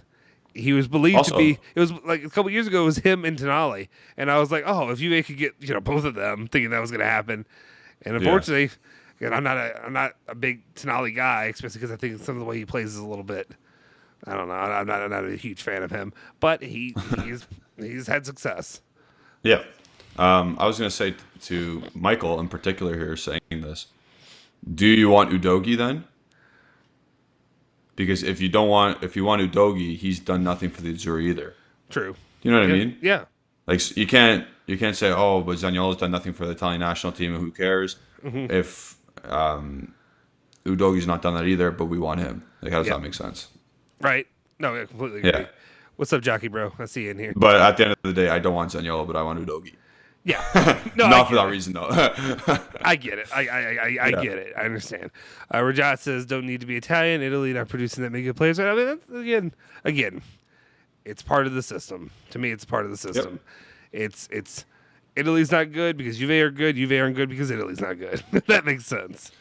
To be fair though, when we did go through that period of dominance with Juventus, Italy was shite. That's true. From like we were like they were crap. Like 2010 joke, 14 joke. You know what I mean? Yeah. Let down. Sorry, that means in the Euro Cup they did good. They obviously went to the final in 2012. Yeah. In 2016 they barely lost on penalties to Germany, but every World Cup they just stink. I don't know what the problem is. Yeah. Yeah, no, it's true. I mean, 2012 though, that was, of course, that was the run that I fell in love with Balotelli during that run. That was so much fun. I enjoyed that. That was so disappointing though. And then, my family has some people that has they have some, Spanish in there, so it was almost even more crushing losing to Spain. Like some people think it'd be more of a, like it's like a secondary team. It's it's like, okay, I'd rather be Spain than France or Germany or any of them for me personally. I know other people may not feel that way, but like because of that. But at the same time, no, it's Italy. If Italy and USA play, it's Italy. Like Yeah. Yeah. Oh yeah. Absolutely. I mean, I'm torn on that. I really? Man, I love Canada. I love Canada. I love Canada, and then we've never made it. Like I've never seen Canada in a World Cup, so I'd be like, that's interesting. Yeah, I mean, America's been in a World Cup, but it's just been like it's just. I mean, I don't know. It's Italy. I know there's a chance. Like, even though the Euros, they should probably argue they shouldn't have won going into it. Yeah. And there's a chance. You know what I mean, kind of thing. Yeah. So, Italy, there's always a chance. USA, I'll believe it when I see it, unless it's the women. Yeah. That's kind of it. And then they just go off. Guys, if you're in here, please hit the like button. I really do want to stress on hitting the like. If you're a fan of the channel, if you enjoy what we do here, it really does make a difference. It helps our channel grow. It helps us feed the stupid algorithm. I don't love the algorithm. I don't love the way it does it, but it's part of this. If you enjoy this content, if you enjoy hanging out with us, watching or talking Juventus, talking whatever, talking nonsense, hit the like button. It really makes a difference. And if we don't get enough likes, and I'm not trying to say why are we doing it, but I mean it's hard for us to continue to do this. If we don't see growth, and you don't see success, what's the point? You know what I mean? So correct. Hit that like button, please. That's all we ask you. It's free. It's a free. Just hit the like, hit the subscribe, all that stuff. Where do you want to go from here? I see some people in the chat talking about this. Why is Doug David eating? I'm a manja cake. What? What's he saying? I'll eat cake. I don't even know what he's talking about. I have no clue what Doug David is talking about. No idea. Oh, I don't. No clue.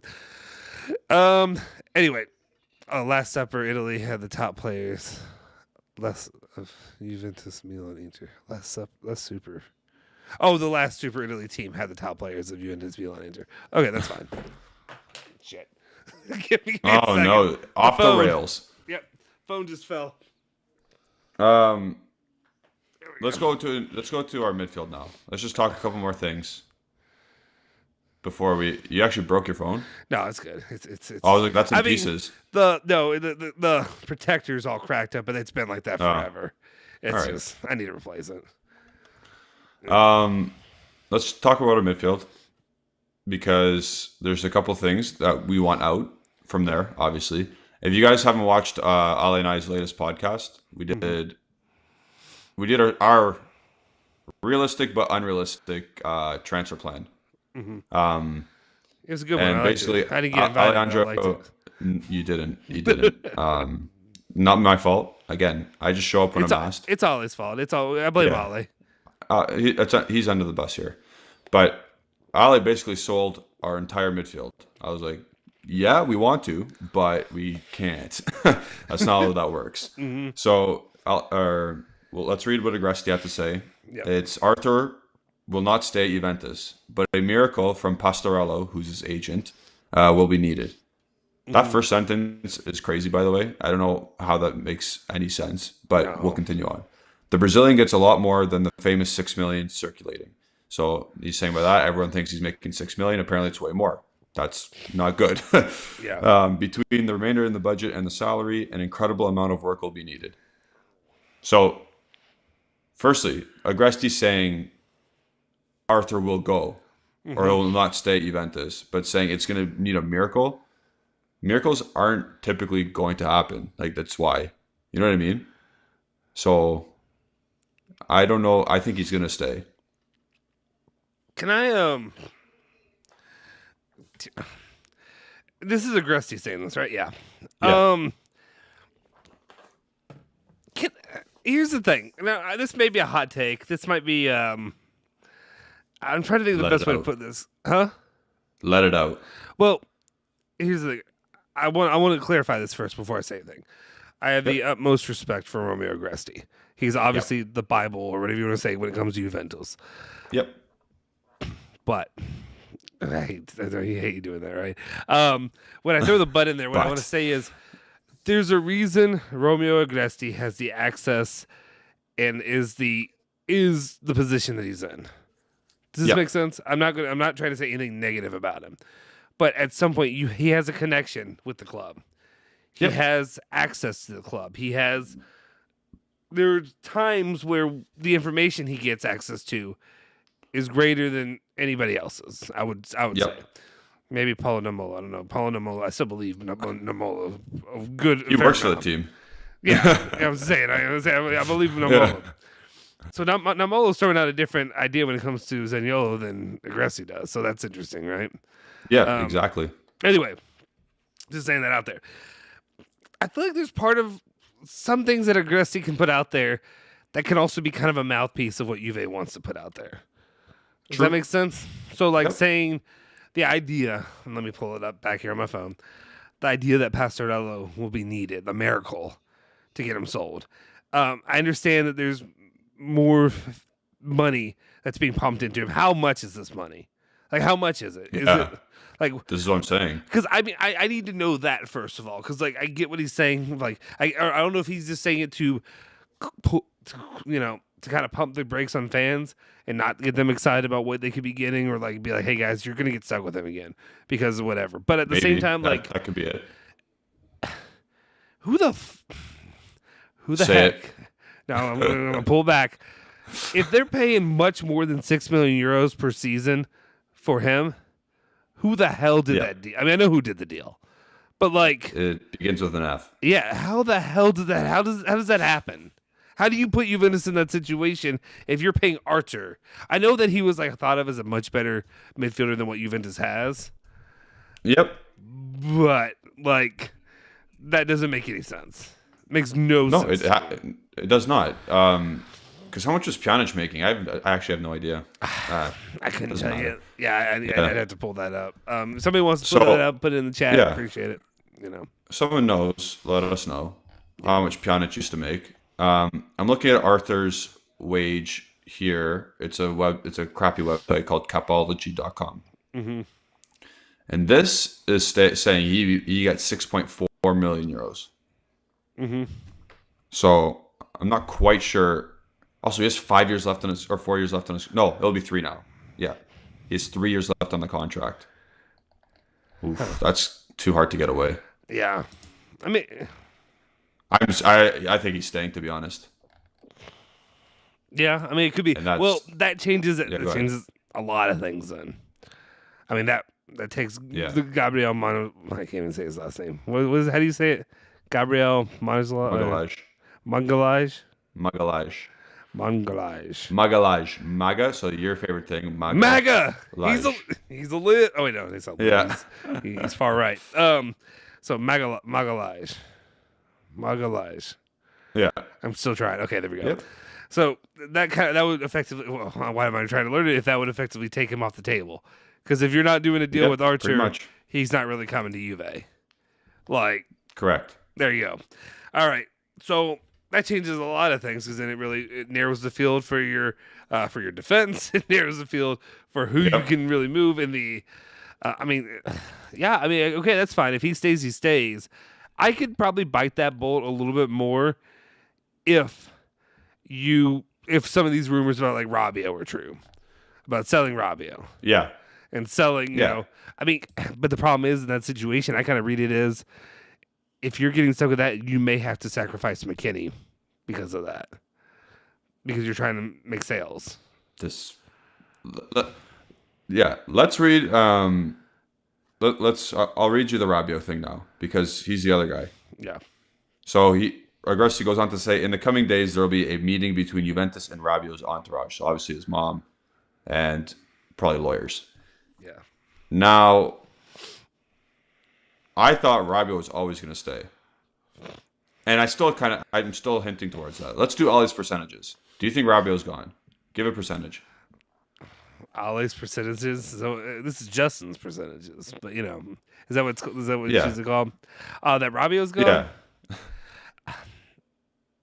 It's probably more than I thought it was before, but it's less. 19%. 19% he goes. 19%. I think I'm a little bit higher. You're higher? I'm higher. I'm going 30%. Because there's too much smoke and there's going to be too much fire, I think. Like, this is not the first time now, and this is... Yeah, there's starting to be repeated stories. Maybe it's also just kind of like I am such a pessimist that the one thing I want, not most, but pretty highly, is to see Rabiot. You're doing RJM. You're RJMing. Yeah, absolutely. Yeah, that is what I'm doing. So I'm so on that train that I just don't. I don't know. I don't see him leaving. But now that there seems to be multiple suitors out there, multiple destinations he could go. The PSG, I don't believe that he'll be able to go back to PSG. Maybe it's all new management, maybe new stuff, maybe I don't believe it. Yeah, I don't believe it, but yeah. Austin says if Ale created the percent, LOL, what else did he create? I created that. I created that little. Well, he's saying because you call it Ale's percentages. Oh, is why he's saying that. We do give Ale a little bit too much credit on here. Let's pull back a little bit. Ale, pump the brakes. Calm down with that big head of yours. We do a lot here too. Anyway, I'll believe it when I see it. That's where I sit with him. Kind of similarly. That's fine. I approach it the same way when it comes to, like I said, the Koulibaly, any kind of negotiation deal getting done. Okay. That's where I am. Okay. I'm a little bit higher just because there's too much talking right now. And to be honest, I think the Pogba Rabiot thing is a bigger deal than what we're making it out. The family situation, what happened at the national team. Obviously, they're going to continue to play with France for each other or together on France for as long as Deschamps is the coach because he loves him for some reason. But I actually think that is going to be a problem for, I think her name's Veronica, but like the French way. I think it's Veronique. Yeah. I read that today, so that's the only reason I know. Oh, there you go. So I think... I guess you haven't watched my daily. I think... Okay. No, I haven't. You son of a bitch. I'm going to be opening up. If you haven't, go watch the. Not right now, but as soon as this ends, go watch the video. Hit the like button. Yeah, subscribe. I'm going to do it. Yeah. So I think that's a bigger issue than I think we're thinking it is. Mm-hmm. Is this weird that I'm hoping you're correct? Like I'm hoping there's lots of issues there. Because that's personally how I feel. Exactly. You want Rabiot gone, and if Pogba coming in also gets Rabiot gone because of whatever issues, then sure. You get a double whammy there. It's fine. I don't think I apologize. I know a lot of people have left comments in the videos, and I need to check back and respond. I think a lot of times we end up responding because we have similar people in the chat that show up. So we kind of talk over there. Thank you, Michael. I appreciate you tuning in for the daily. At least you do it. Thank you for the support. Yeah. But job, it's one of those things where I feel like so a lot of times they show up in the lives and stuff, so I'm able to respond to them there verbally rather than typing out a response because it's never received the same way, if that makes sense. I don't know. I'm kind of leaning more right now. Like again, I am very okay with sacrifices being made if they have to be made. But I am a little bit worried like that. Yeah, it seems more and more likely like McKennie. I could just see Tottenham McKennie lining up here that could shortly. definitely happen. Yeah, and that could definitely happen. Because I understand the criticisms of McKennie. You're fine to have them, but again, I think people just they see a little bit of Pudge and he's been injured and they get upset. And I'm like, do you all forget like what he does for the team when he's out there? Like I understand he's not perfect. But do you watch the rest of the midfield? Do you watch the rest of them struggle on a daily basis and him actually not being afraid to enter that final third of the pitch? Like everybody else will run away. He will actually attack. Do you remember my stat that I threw out like a couple months ago? Like McKennie scored 40% of our midfield's goals, and he's played we just played 1.5 out of the last 2 seasons. Yep. Yeah. He scored 40% of the midfield's goals, and he would have had even more had he played the last half of the season. That's why that's why I get frustrated because, like, again, I don't pretend to know everything when it comes to calcio, football, whatever. But there are plenty of athletes who aren't perfect bodybuilders, but are good freaking athletes. Like he can have a little chub and still be pretty damn good. And that's what if he's productive and he does his thing, there's no reason for him to leave. If he starts pooping the bed, go. Like sell him. That's fine.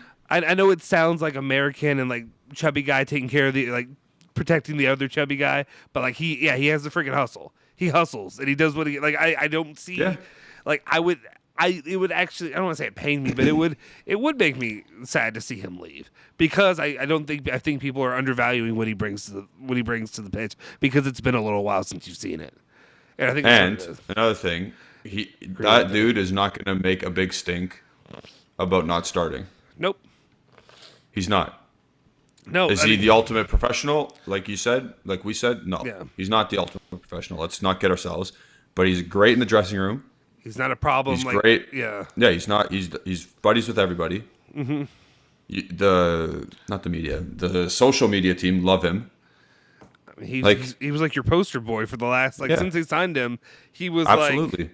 And that's again, I don't need to touch on that, but like there's a big part of I think one reason Juventus would want to try to keep him is because he's an American, and regardless of what your Canadian friend who is on Twitter and acts like an AH. I'm kidding, you're not friends, but he's Canadian.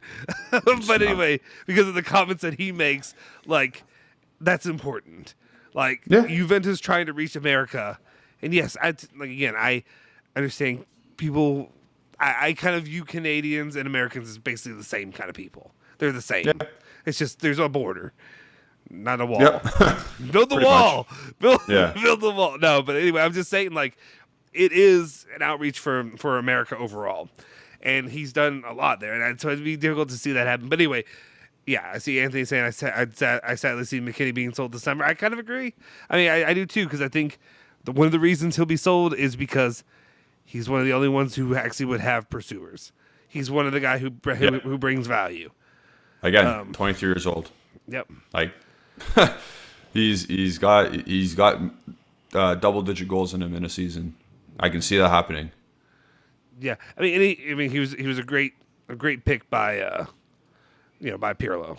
He was singled out by Pirlo during from his time in America or something like that. I think he said. No, because McKennie was always playing in Germany.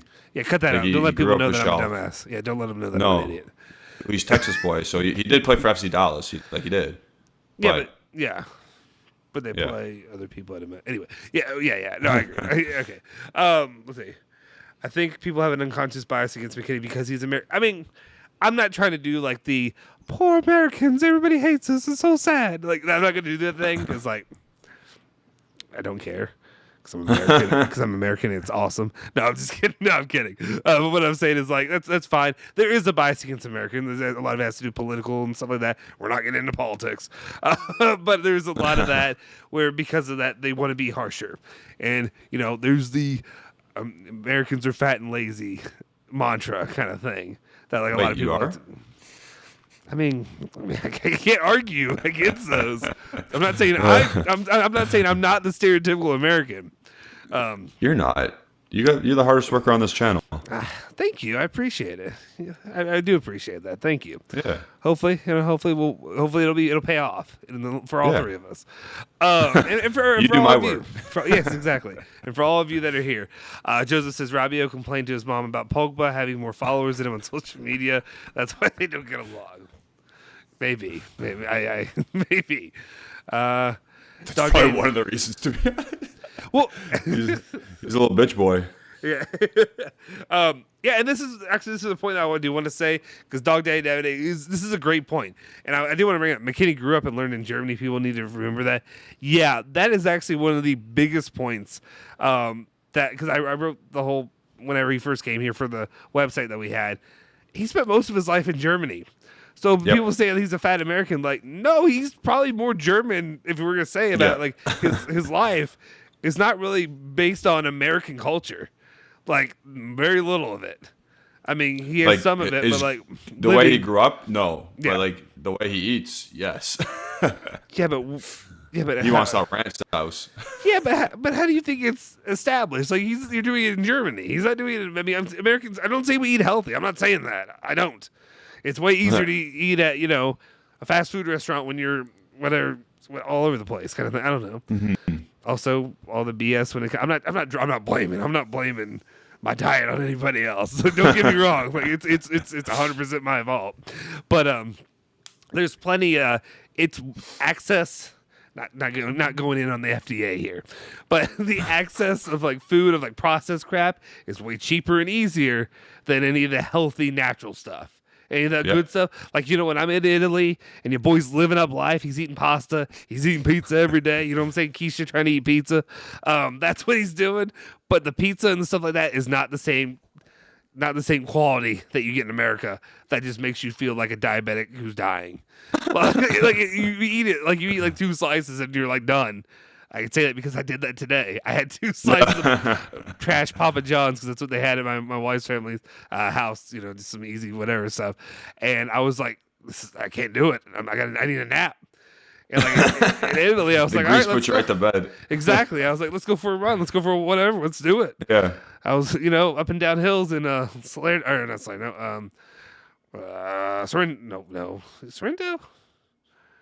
We got hills, right? Sorrento? We went all over. Okay. I know we were in Sorrento for a little bit. Anyway, wherever I was. Yeah. Anyway, I'm done with the McKennie hour. I didn't mean to spend this much time on McKennie. Also, guys, get those likes up. You can get us to 40 likes. I know that not everybody's the same person that's been in here. It's been fluctuating back and forth. You guys can hit those likes. I appreciate it. Please do that. Subscribe to the channel. Like I said, go smack grandma up, take her phone, hit the like button, hit the subscribe button. Give us some of them watch hours too, right? Yeah. If we get to 40 likes, we're going to sell Rabiot for 40 mil. Exactly. 40 mil Rabiot just for 40 likes. Well, maybe 50 likes. Let's say 50 likes because now we're 8 away. So, like, if we do, then we're shit out of luck. What else to do at that point? Let's see. Okay, I'm sure Davide's hating on Americans. Let's see what he's saying. Okay. Dallas FC, my local club, but don't really watch it. Wait, Rajat, you're in Dallas? I don't know why I thought. Anyway, never mind. Rajat is in Dallas. Okay, cool. I got family in Dallas. I got family in Dallas and Houston, in those areas. Really, really great areas. You're gonna get searched up now. Yeah. Private investigator over here. Yeah, I'll go check. I'll find where you live. You want me to put? We already talked about this before, but I did do that to Julian once, where put his address up there, and not on the channel. Wouldn't do that. No.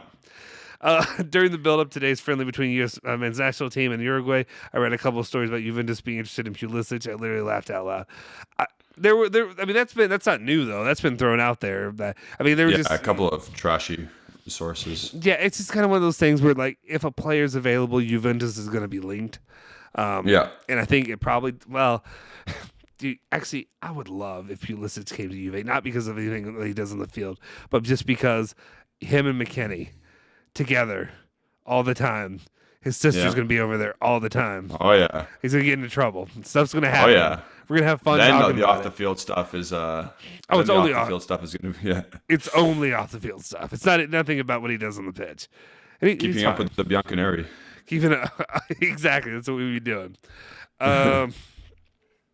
Let's see. Don't generalize. What? Okay. If you listen to has been linked in the past, yeah. Just reading through a few of them, and then we're gonna get on. Let's see if anything. I was talking to an American serviceman that had been posted in Italy for a few years, so I said, "Come sty." He gave me a blank look. What? I don't know. He must be talking to somebody. Dog Daddy's drunk. Anyway, okay. What else?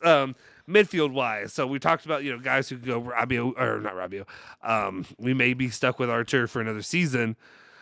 Where else are you looking at? What other pieces are you thinking? I mean, is there anybody else that Juve could sell feasibly that would be beneficial and not? So in my fantasy / on what's going to happen in the summer, I sold. Oh, I didn't sell, but like I got rid of Ramsey at a loss, and I sold Arthur for a €3 million loan initial deal, and then whatever happens. I don't think they're actually going to leave.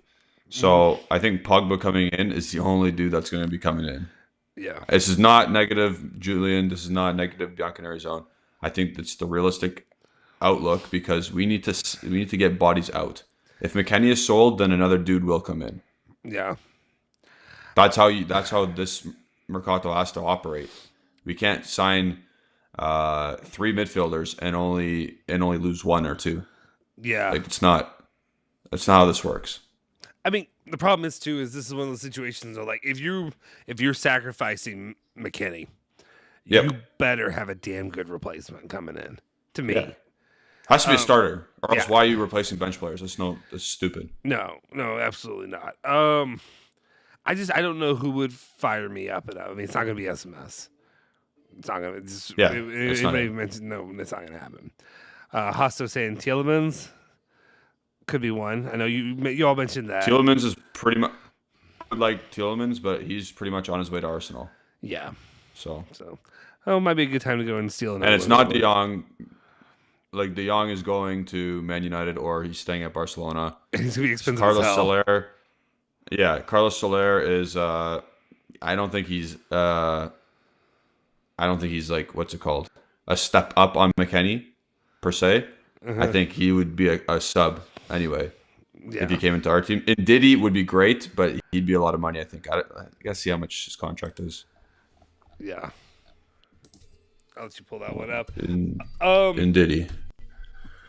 You know what? I did it again. What'd you do? I did the stupid daily news instead of the live show. In the freaking at the graphic. bottom. I did it. Nobody let me know. Nobody was, Justin says daily news. No, nobody cared about me. Everybody just left me out in the wind to dry, looking like an idiot. But it's fine. It's not daily news. It's a live show. We're live, guys. We really need better graphics stuff for that actually says like black and white take or stuff like that. I'm gonna push that. Yeah, that's one thing. I know I'm going off rant right now. I am gonna push branding on these things. Not live show, not daily news show. Branding, brand names. Yeah, come on. Like that's all I'm gonna ask for. I'm gonna have to petition the big boss. See what he says. And when we do all these percentages, we get like a thing that comes up and it goes do or something. It's like it shows Insigne's face. With like percentages next to it. No, the picture I have of him will have that. That's perfect. You know the one yeah. that one's perfect. Yeah, the like evil smile face. Yeah. That'd be perfect. I love that. Yeah. So yeah, and Diddy's contract runs out in 2024. So I think he'll be too expensive. Okay. But it is what it is. Yeah. I don't know who else we can get. No, I agree. Yeah, I mean, do we? Yeah, exactly. Dog Daddy Davide gets it. American capitalism for the win. It's all about branding. It's all about stuff like that. You know, that's why we're opening that merchandise store. You know, I mean, there's also some stuff right now on the merchandise store that is underpriced really, really heavily. I'm not telling you all to go do that and go buy it. It's not supposed to be on there, but it is right now. If a couple shekels land our way, I won't complain. But there's a couple things that were should have been taken off. Anyway, but your boy's gonna be wearing it and drinking out of one of them within the next week or two. Anyway, but But yeah, we'll work on the branding. I really do want to brand this stuff. I just think we can't do this stuff half-assed. You got to whole ass Yeah. it. So do we? And this is just a real quick thing. I'm not really trying to dive into this because I don't think he's a name that's going to be at Juventus. I don't think anybody wants him really. Do we know anything about the background information of what's going on? What was that weird story about Jorginho? About how it was like a weird story saying that like Juventus backed off. Yeah, we never got to it when we did Wednesday nights. Yeah, I did want to ask the dude. Does anybody know what that is? Like, what his personal lifestyle? That all I read that came out was that he has like a couple of baby mamas. So because he's knocked up multiple women, that's called an athlete. That's what. Yeah, have you watched the NBA or the NFL? That's is it because it's nothing. That's it. I'm sorry. Okay, that's bullshit. I'll just say that right now. Juventus. Yeah, no, I don't buy for a second that Juventus give a damn if somebody has multiple kids with different women. Is this a church league? Are we playing church league ball? Is that what we're worried about? Like, I'm not trying to say like, oh, I don't want to respect people's, faith and their belief or anything like that. I don't do that. I'm actually the opposite. Okay, Dash is saying something else. I doubt that. And actually, I don't doubt that. But that's again. I don't doubt that. Yeah, I was about to say if Dash, especially if Lars is saying he's broken up with his wife and he's been going out partying, I don't doubt what Dash is saying. Yeah, Lars says that, and then Anthony says apparently his girlfriend dumped him and he's having a hot boy summer. Right on. And Shakira Pink broke off. Let's see. Heard he want to go be Napoli at all? I think he just wants to go back to Italy. I don't think he has to be Napoli. I don't think he wants to go to the Detroit of Italy. I think he'll be all right. That one's bait, Joseph. Joseph said at least Kardashians aren't into soccer players. There's a demographic thing. House says Juventus is gonna be surprised. It's the only sport that like white people can actually play. That's what I'm gonna say. Soccer is like one of the only sports that white people can play. Well, you not played hockey? Okay, well that's fair. Okay, I forgot about hockey. Okay, I forgot about hockey. Okay, my bad. Forgot about hockey. But it's one of the few. It's one of the few that I'm like, oh, there's a white guy and he's not getting just his ass beat right now. Because it's happened to me a lot. That's what I'm saying. Anyway. That's awesome. Golf is owned by Tiger Woods for the longest time, Joseph Carballo. Have you? I mean, yes, there are the Caucasian variety that are good. But baseball, I think it's a lot more of a Latino kind of sport, I feel like. And you're getting some of the Asians that are doing well. Why is this turning into really... why am I doing this to myself? You're getting owned right now. I am. What is chook ball? Water-based sports, fencing. Okay, guys. Guys. When I'm talking about sports, I'm not talking about the Olympic sports.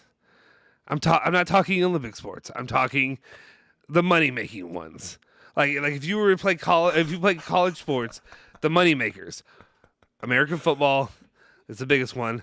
Basketball, soccer doesn't make money in college, but it depends. U of L built. I think they're stealing money from students.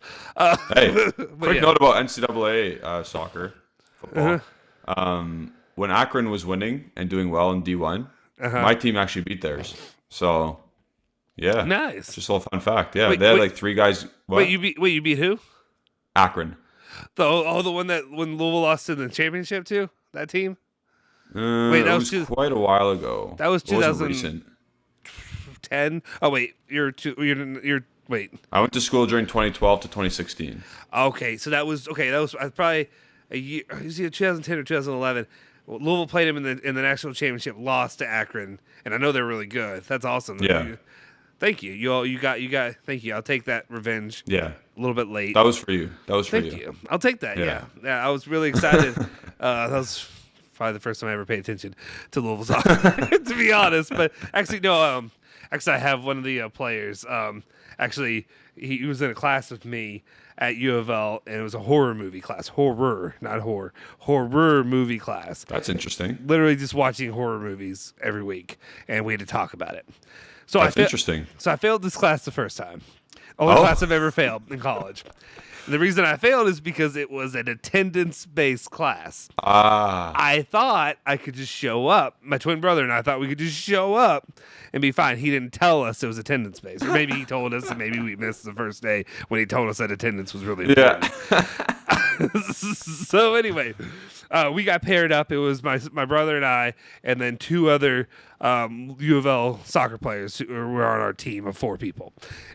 Me, Paulo Del Piccolo, he plays now for Louisville City, and then nobody knows, whatever. Sorry, that's his actual name? Paulo Del Piccolo, yeah. it's an awesome name. It is. He actually married Miss Kentucky, who was like, wow. Katie George. I can't remember. Did she win Miss USA? She may have won Miss USA. I know she was Miss Kentucky. She may have been Miss USA. Anyway, they're both really cool. I went to school with them. Nice. She played volleyball at U of L. And then who else was there? There was Paulo Del Piccolo. Yep, that's an awesome name, really. And then the other one, and he's a Milan fan actually. I do know that. Well, I thought about maybe trying to get him on here to talk a little bit. Do it. He's a good guy. Plays for Louisville City here locally. And then the other one, Andrew Farrell, who was the number 1 overall pick in the draft his year, went to the New England Revolution. Or is that what it is? New England Revolution? Is that what it's called? Yeah. He was the number 1 overall draft pick that year. And he actually, it's funny. That's awesome. The reason I bring them up and thought it was funny is because like Brian and I bleeped that up the first time. The second time with them, we passed it because we actually made sure we went to all of them. Paulo Del Piccolo did what we did and never showed up half the time. And he was in our group and he'd just show up randomly. And then Andrew Farrell, who was the number 1 overall pick in going to the MLS, was there for everything. It was like a hard worker. And then Paulo was just like, I'm good. I'll go play for UCL or whatever. No, not UCL. I bet he wished he'd play for UCL. He played for a USL team. Like smaller, while the other dude's making, good money, I'd say, in that role. Anyway, just kind of funny. Just made me He's on transfer market. Is he really? Yeah, he's worth $275,000. Paulo? Yep. He's the captain of Louisville City. Yeah, he is. Yeah, he is. His contract expires on November 30th of this year. Let's sign him. I'm honestly surprised he's. Let me see. What's that on Transfer Market? Yep. I didn't know that they had that. Just like I'm pulling it up. Yeah, he's won 2 trophies. Yeah, he's won 2 USL championships. Yep. Yeah, the very first year U of L played it, or not U of L. First year Louisville City played in it. They played in 3 of the last few. I know 3 of the last 4 or 5, something like that. Nice. Oh yeah, he actually is on there. I didn't know. I didn't think he'd be even worth that much money. Funny. Anyway, what are y'all saying? Dog Day Davies says we need to get the twin out of him. What? Who are you talking about? Okay, I'm looking through this. If you want to move on to another topic, I'm gonna figure out what the hell. Fine. I destroyed the chat. Dash is saying adult films. These nuts. These. Let's Romeo Aggressive. One more thing to say before we just go completely off the ropes. Pierre, you missed everything. I don't know what to tell you. You missed everything. Yeah. Guys, hit the like. So like it because somebody who is a Grimaldo shill will be excited for this one. Wijndal or Grimaldo, I don't know, but first of all, there has to be a certainty of placing or of selling Pellegrini. So if Pellegrini goes, we're definitely getting a replacement. So that's good. Is it going to be a Dogi? Mm-hmm. Probably not. Yeah. Unless we spend the big bucks. And by big bucks, I mean 20+ mil. Yeah. Is it Grimaldo? I hope not. Is it Wijndal? I would get Wijndal. He's better than what we have. That's for sure. Yeah. So, yeah, I'd take him. I'm sorry. Re-say what you said again. The beginning part of it about selling. So he was asked. Romeo Agresti was asked about if Wijndal or Grimaldo are linked to the club, or it's or talks are progressing. He said, I don't know, but first of all, Pellegrini has to be sold. Okay. Yeah. Which is unfortunate. Again, I don't need to keep repeating myself on this channel because I do it every single time I do a daily video. It's unfortunate that he's the one that's going to have to be sold. Not saying that he is Juve quality because he is not. But he, at the same time, I value him more at this point than Alexandro. Mainly because Alexandro does a lot that's detrimental. I'm not saying he's good, he's much better. But I'd rather be able to keep Luca Pellegrini as a backup and replace Sandro.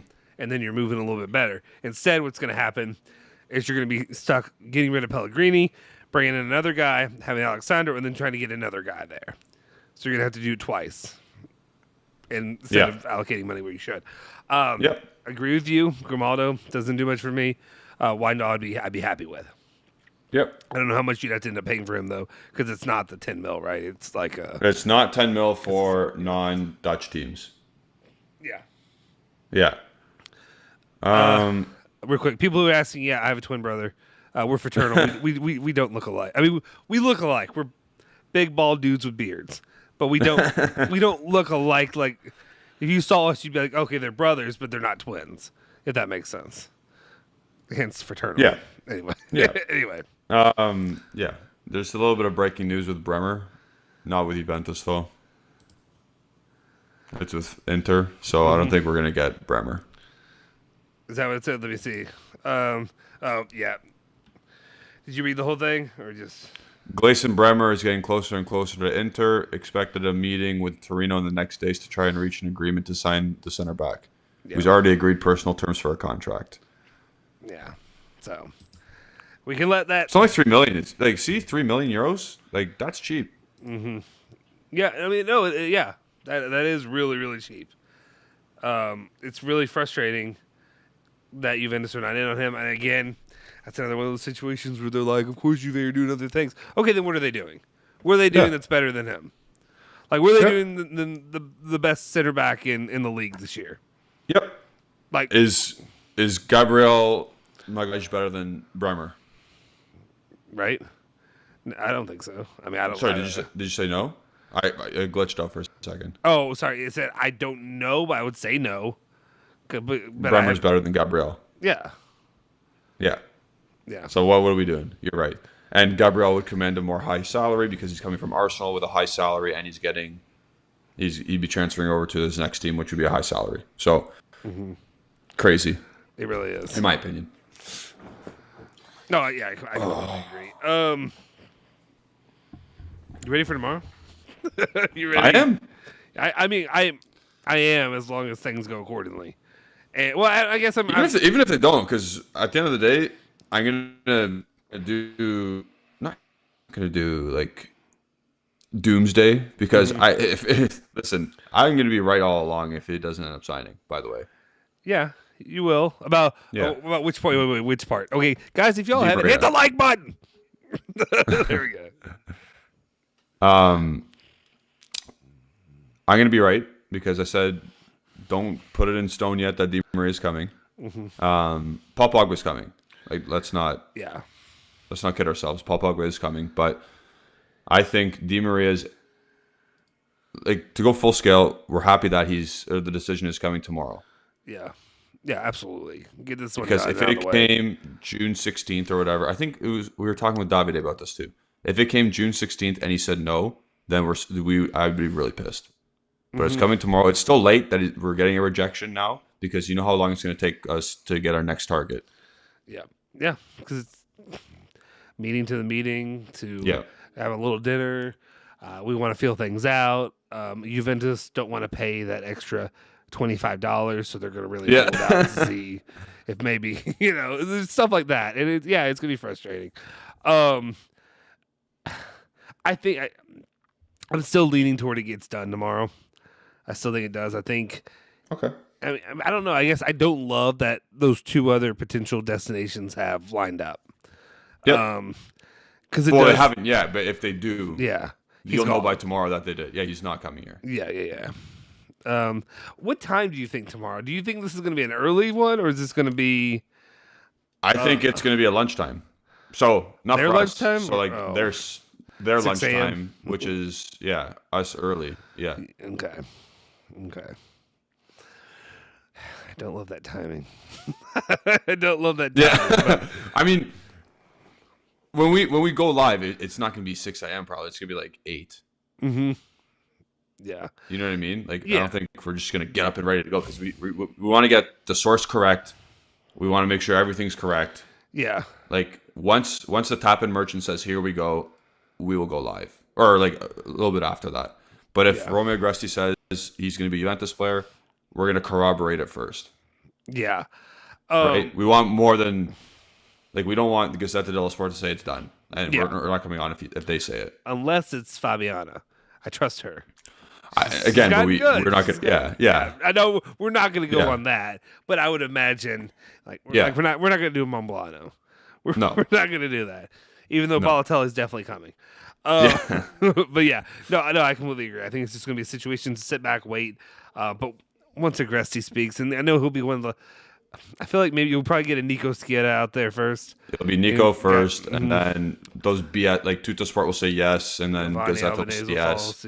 Yeah. And then Romeo will say yes, he'll be a player. And then Top and Merchant. Yeah. I was waiting for it. Yep. Then he'll do it. Yeah. So we'll see. Maybe I can set my alarm. Hopefully not too early. That's one reason why we're not going to go super, super late tonight, because we're really tired tomorrow, and we may potentially need to be doing this. We'll see what happens. If not, it opens up a whole bag of worms of which way they're going to go. Is it going to be Kostic? Is it going to be Big Z? Is it going to be whatever? I don't know what they're gonna do here. Anthony Schifano says, I question how committed Di Maria will be on Juve, especially leading up to the World Cup, or especially if they win it. Anthony, you are right there in the same boat with myself and Julian. We are on a ship right now. Alejandro is going the completely opposite way. He has bought all the way in. He bought a bridge in England. Is what I'm saying. So the 7th Twitter account is Di Maria fan 69. It really is. You know what? I think Alejandro doesn't buy shirts, but I think he'll buy a Di Maria shirt. I feel like he has. It's all leading up to this point. Yeah. At this point, he has to buy a Di Maria shirt, and I almost kind of want to buy him one. I know we don't have this. I mean, I could waste money on it all day. Yeah. But I kind of do want to do that. Yeah. Lars is saying something's going on in your house. My dog is barking. Nope. Okay, I hope not. Tomorrow, okay. Lars is saying tomorrow morning, Pogba is half step away. Another meeting for Di Maria later in the week. Kennedy wants to try out the new dinner place down across the street. Yeah. We have people saying that this will be the final, and I can't. I hate to say that because I could see that happening. I could see. Well, we'll give them till Friday. Give them till Friday to see what happens. Do we really want to? I'm giving him too much credit already by saying if they say or if the final decision is tomorrow. Yeah. Do you know what I mean? Like again, if this pushes and pushes and pushes still, and they don't get the player, it's not good. And I know the big people are talking on Twitter saying, "Oh, you got to be patient," blah blah blah. No, we know how this club works. Yeah. I want the main players to be in training camp. Yeah. Whoever you bring in this summer, I need them in training camp. Mm-hmm. If it's Raspadori in August and you're getting him in August, that's fine because he's not really a starter. Yeah. No, I do agree with that.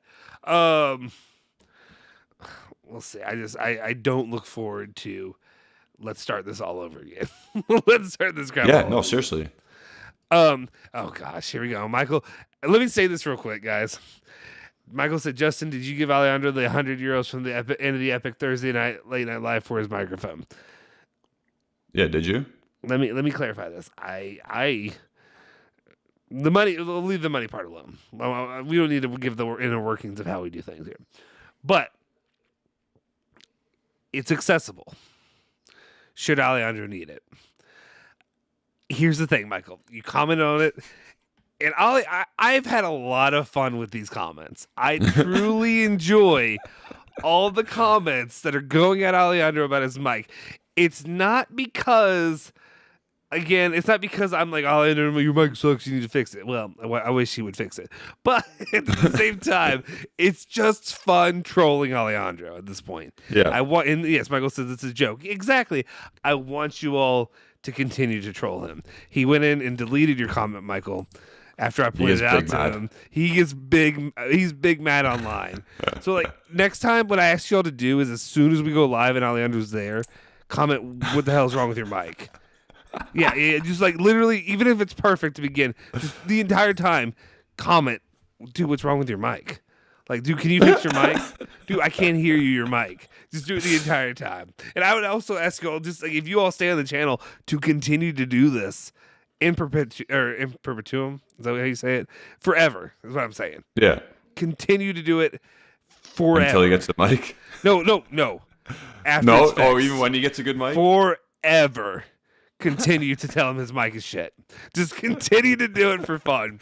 I just think it'd be a lot of fun. But yeah, he does have issues. It's not his fault. There's some things, it's difficult because I don't have it in front of me, so I can't really diagnose the situation. He says he's tried a lot of things or whatever. What I would, it could be, it could be a PC issue. It could be what I'm getting from it is that it doesn't help. Joseph said it. His voice is very soft. He is very soft with how he speaks. So loud me, abrasive me, I get picked up everything because I yell and scream in the mic, and I'm not quiet.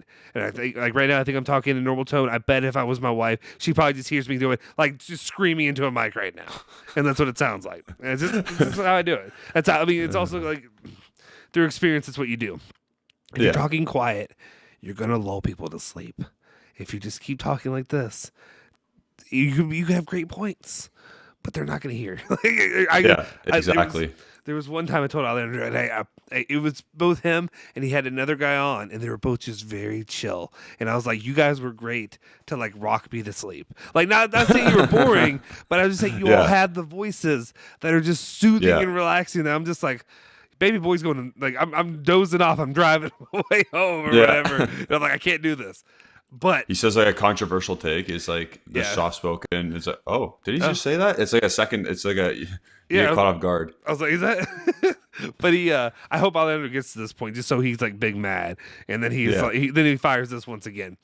But I hope he can get it fixed because it is important. Alejandro is a part of what we do, and he's big mad about you guys commenting on it. So like he doesn't even want to like do the show, and I get it. There's issues, but at the same time, we got to find ways to fix it. Something has to be going on because I noticed if you listen to it, it's not a thing where it's just like his mic is broken and it's not working. It's not a cord issue. You can hear because the way it flows in and out that it has to be like a surge issue because power's because his mics like mine, like all of our mics, they're USB mics. Even the Shure one, you can use it differently, but it's a USB mic, so it's powered by that source. So when power gets diverted away, you lose the sound.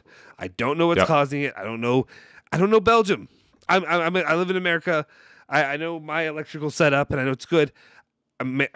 By living in America, by living in the United States or Canada or whatever, our stuff's going to be newer probably than a lot of the stuff in like Belgium. Like the older wiring in homes that are a lot older. I don't know. That's my guess. Living in America. America. Yeah. Anyway. Yeah. Saving the day.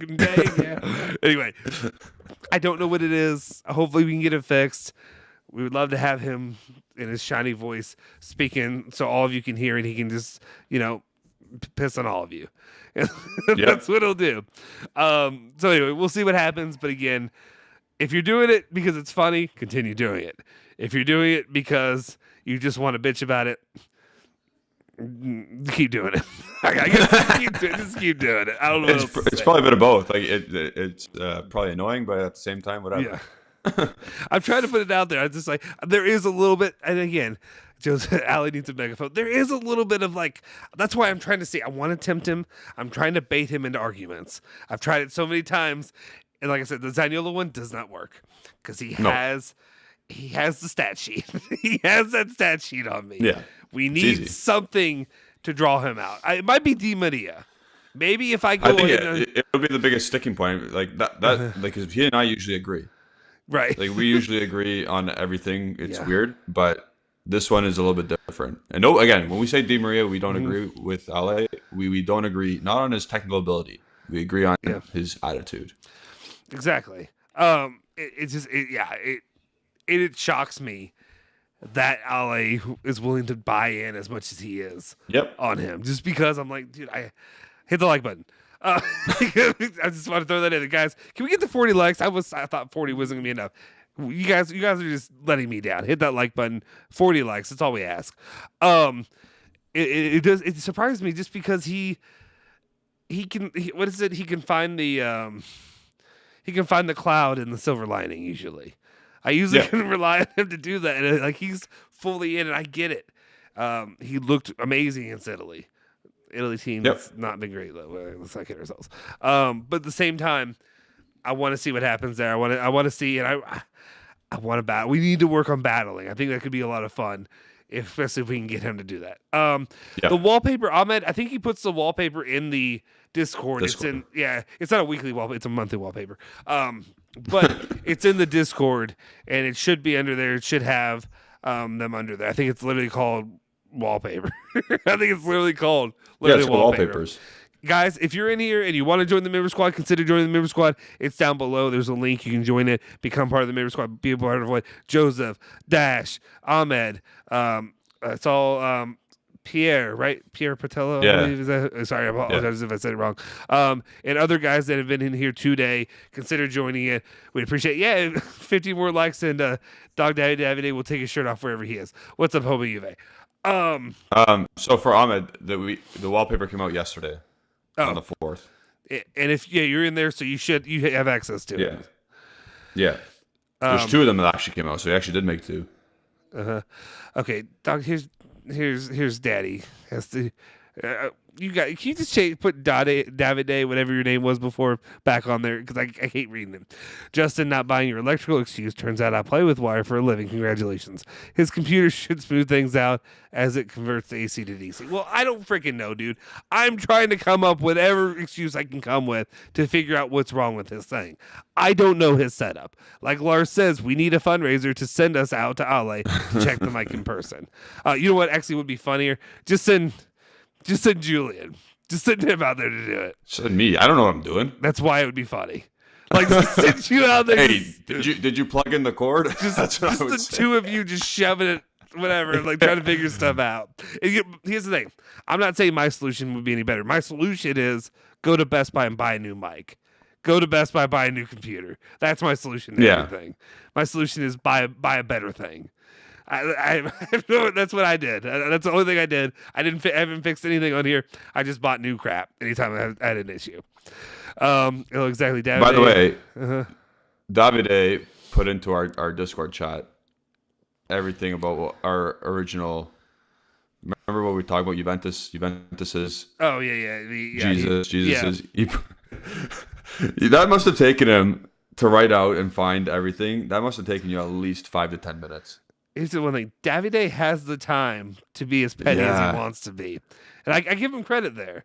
But he... Also, I'm going to respond with a great meme. Okay. Do that for me. So, yeah. And people who are not in the members chat or who are not members, guess what? You're missing out. You can join in right now. Yeah. Well, maybe not right now because Alejandro's got to be awake and he's got to add you. But but soon. Justin, you really didn't pick up on my play with what? Oh, got it. Sorry, dude. It's been a long day. We had a lot of family stuff going on. But yeah, we're working on stuff here. Actually, just right now, I want to take a little bit of time before we get out of here. Let's. I don't know how you're doing time wise. So let's go to bed. Okay, let's go to bed. Okay, just real quick. The only thing I want to say is, like I said, well, never mind. It won't take too long. I just wanted to see what you guys were thinking. Like I said, about shorts and stuff like that. What do you want to see from us? What do you want to see? What do you want to get out of your experience with there? I probably won't do it, but whatever it is that you want, let me know. We're trying to work on stuff when it comes to different things that we can do to spice up the channel, but also, like I said, maybe you all want more insight to who we are, because I do understand that whenever there's some kind of content thing like that, there is an investment in the people you hear talking each and every day. It's a part of it. So, maybe it'd be cool seeing what does Julian do in Toronto? What's Ale do when he's whispering in Belgium? What is happening there? Whatever. say my life in Louisville is not that interesting. I got a kid who's constantly punching me in the face now. He's a toddler and he learned how to punch. He's got a hell of a right hook, and he's just constantly every time he just runs at me, and there comes that fist. That's about mostly what I do. Dad, is Rabiot still on Juventus? Yes. Dada, no, Dada, no. Yeah, stuff like that. So we'll see. Actually, we got to do his birthday stuff here soon. Nice. Anyway, guys, I don't know. Let me know your thoughts on shorts. You're an OnlyFans, Adam. You're an OnlyFans. He wants you to do it. An OnlyFans. We could do an OnlyFans. We might. Bianconeri's own OnlyFans. Check us out. Bald and beautiful, and then whatever Ollie and Julie are. Anyway, we'll figure that one out. Just you guys let me know. Whatever. Leave that in the comment section. All that good stuff. I guess that's it for today. Tomorrow morning will be do or die when it comes to Di Maria. Will he be a Juventus player or not? Can we move on to whatever the hell we're stuck with? Kostic, Zaniolo. Whatever the hell we're stuck on. That's just where I am right now. It's just again, I know people always like to say about me when it comes to stuff like this, where it's like, you guys are not me, but just us on the channel. You guys are the market hasn't even opened, bro. Y'all need to chill out. It's like, no, these guys are free players. We've watched all these other teams sign dudes in 4 days. We saw Tottenham sign Perisic in 4 days. We've seen other teams make moves when they want to make moves. Juve does it very short. Whenever you do shorts, you have to wear shorts, cargo shorts. It's the rules.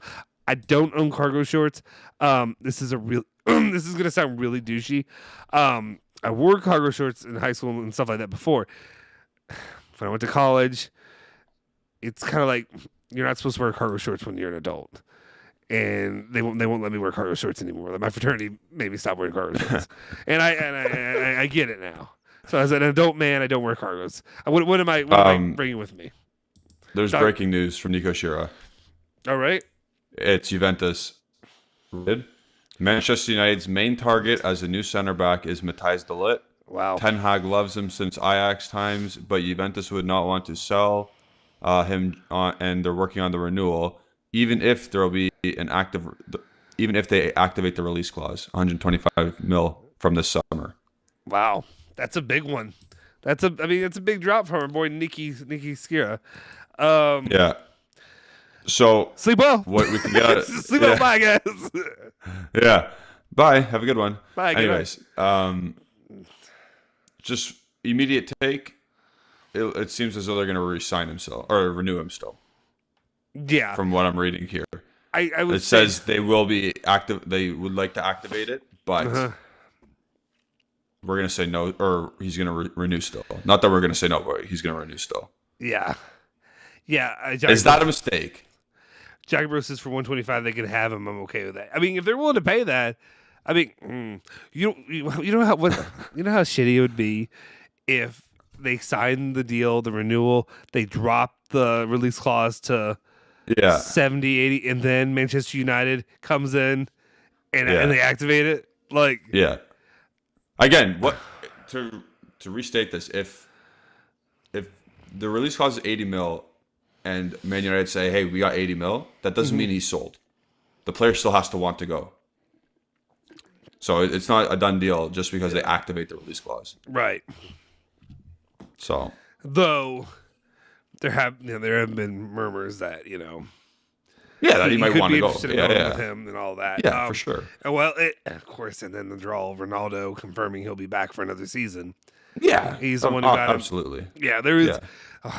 This website is, or this channel is going to be hell for the next 2 months. It's going to be hell. It is.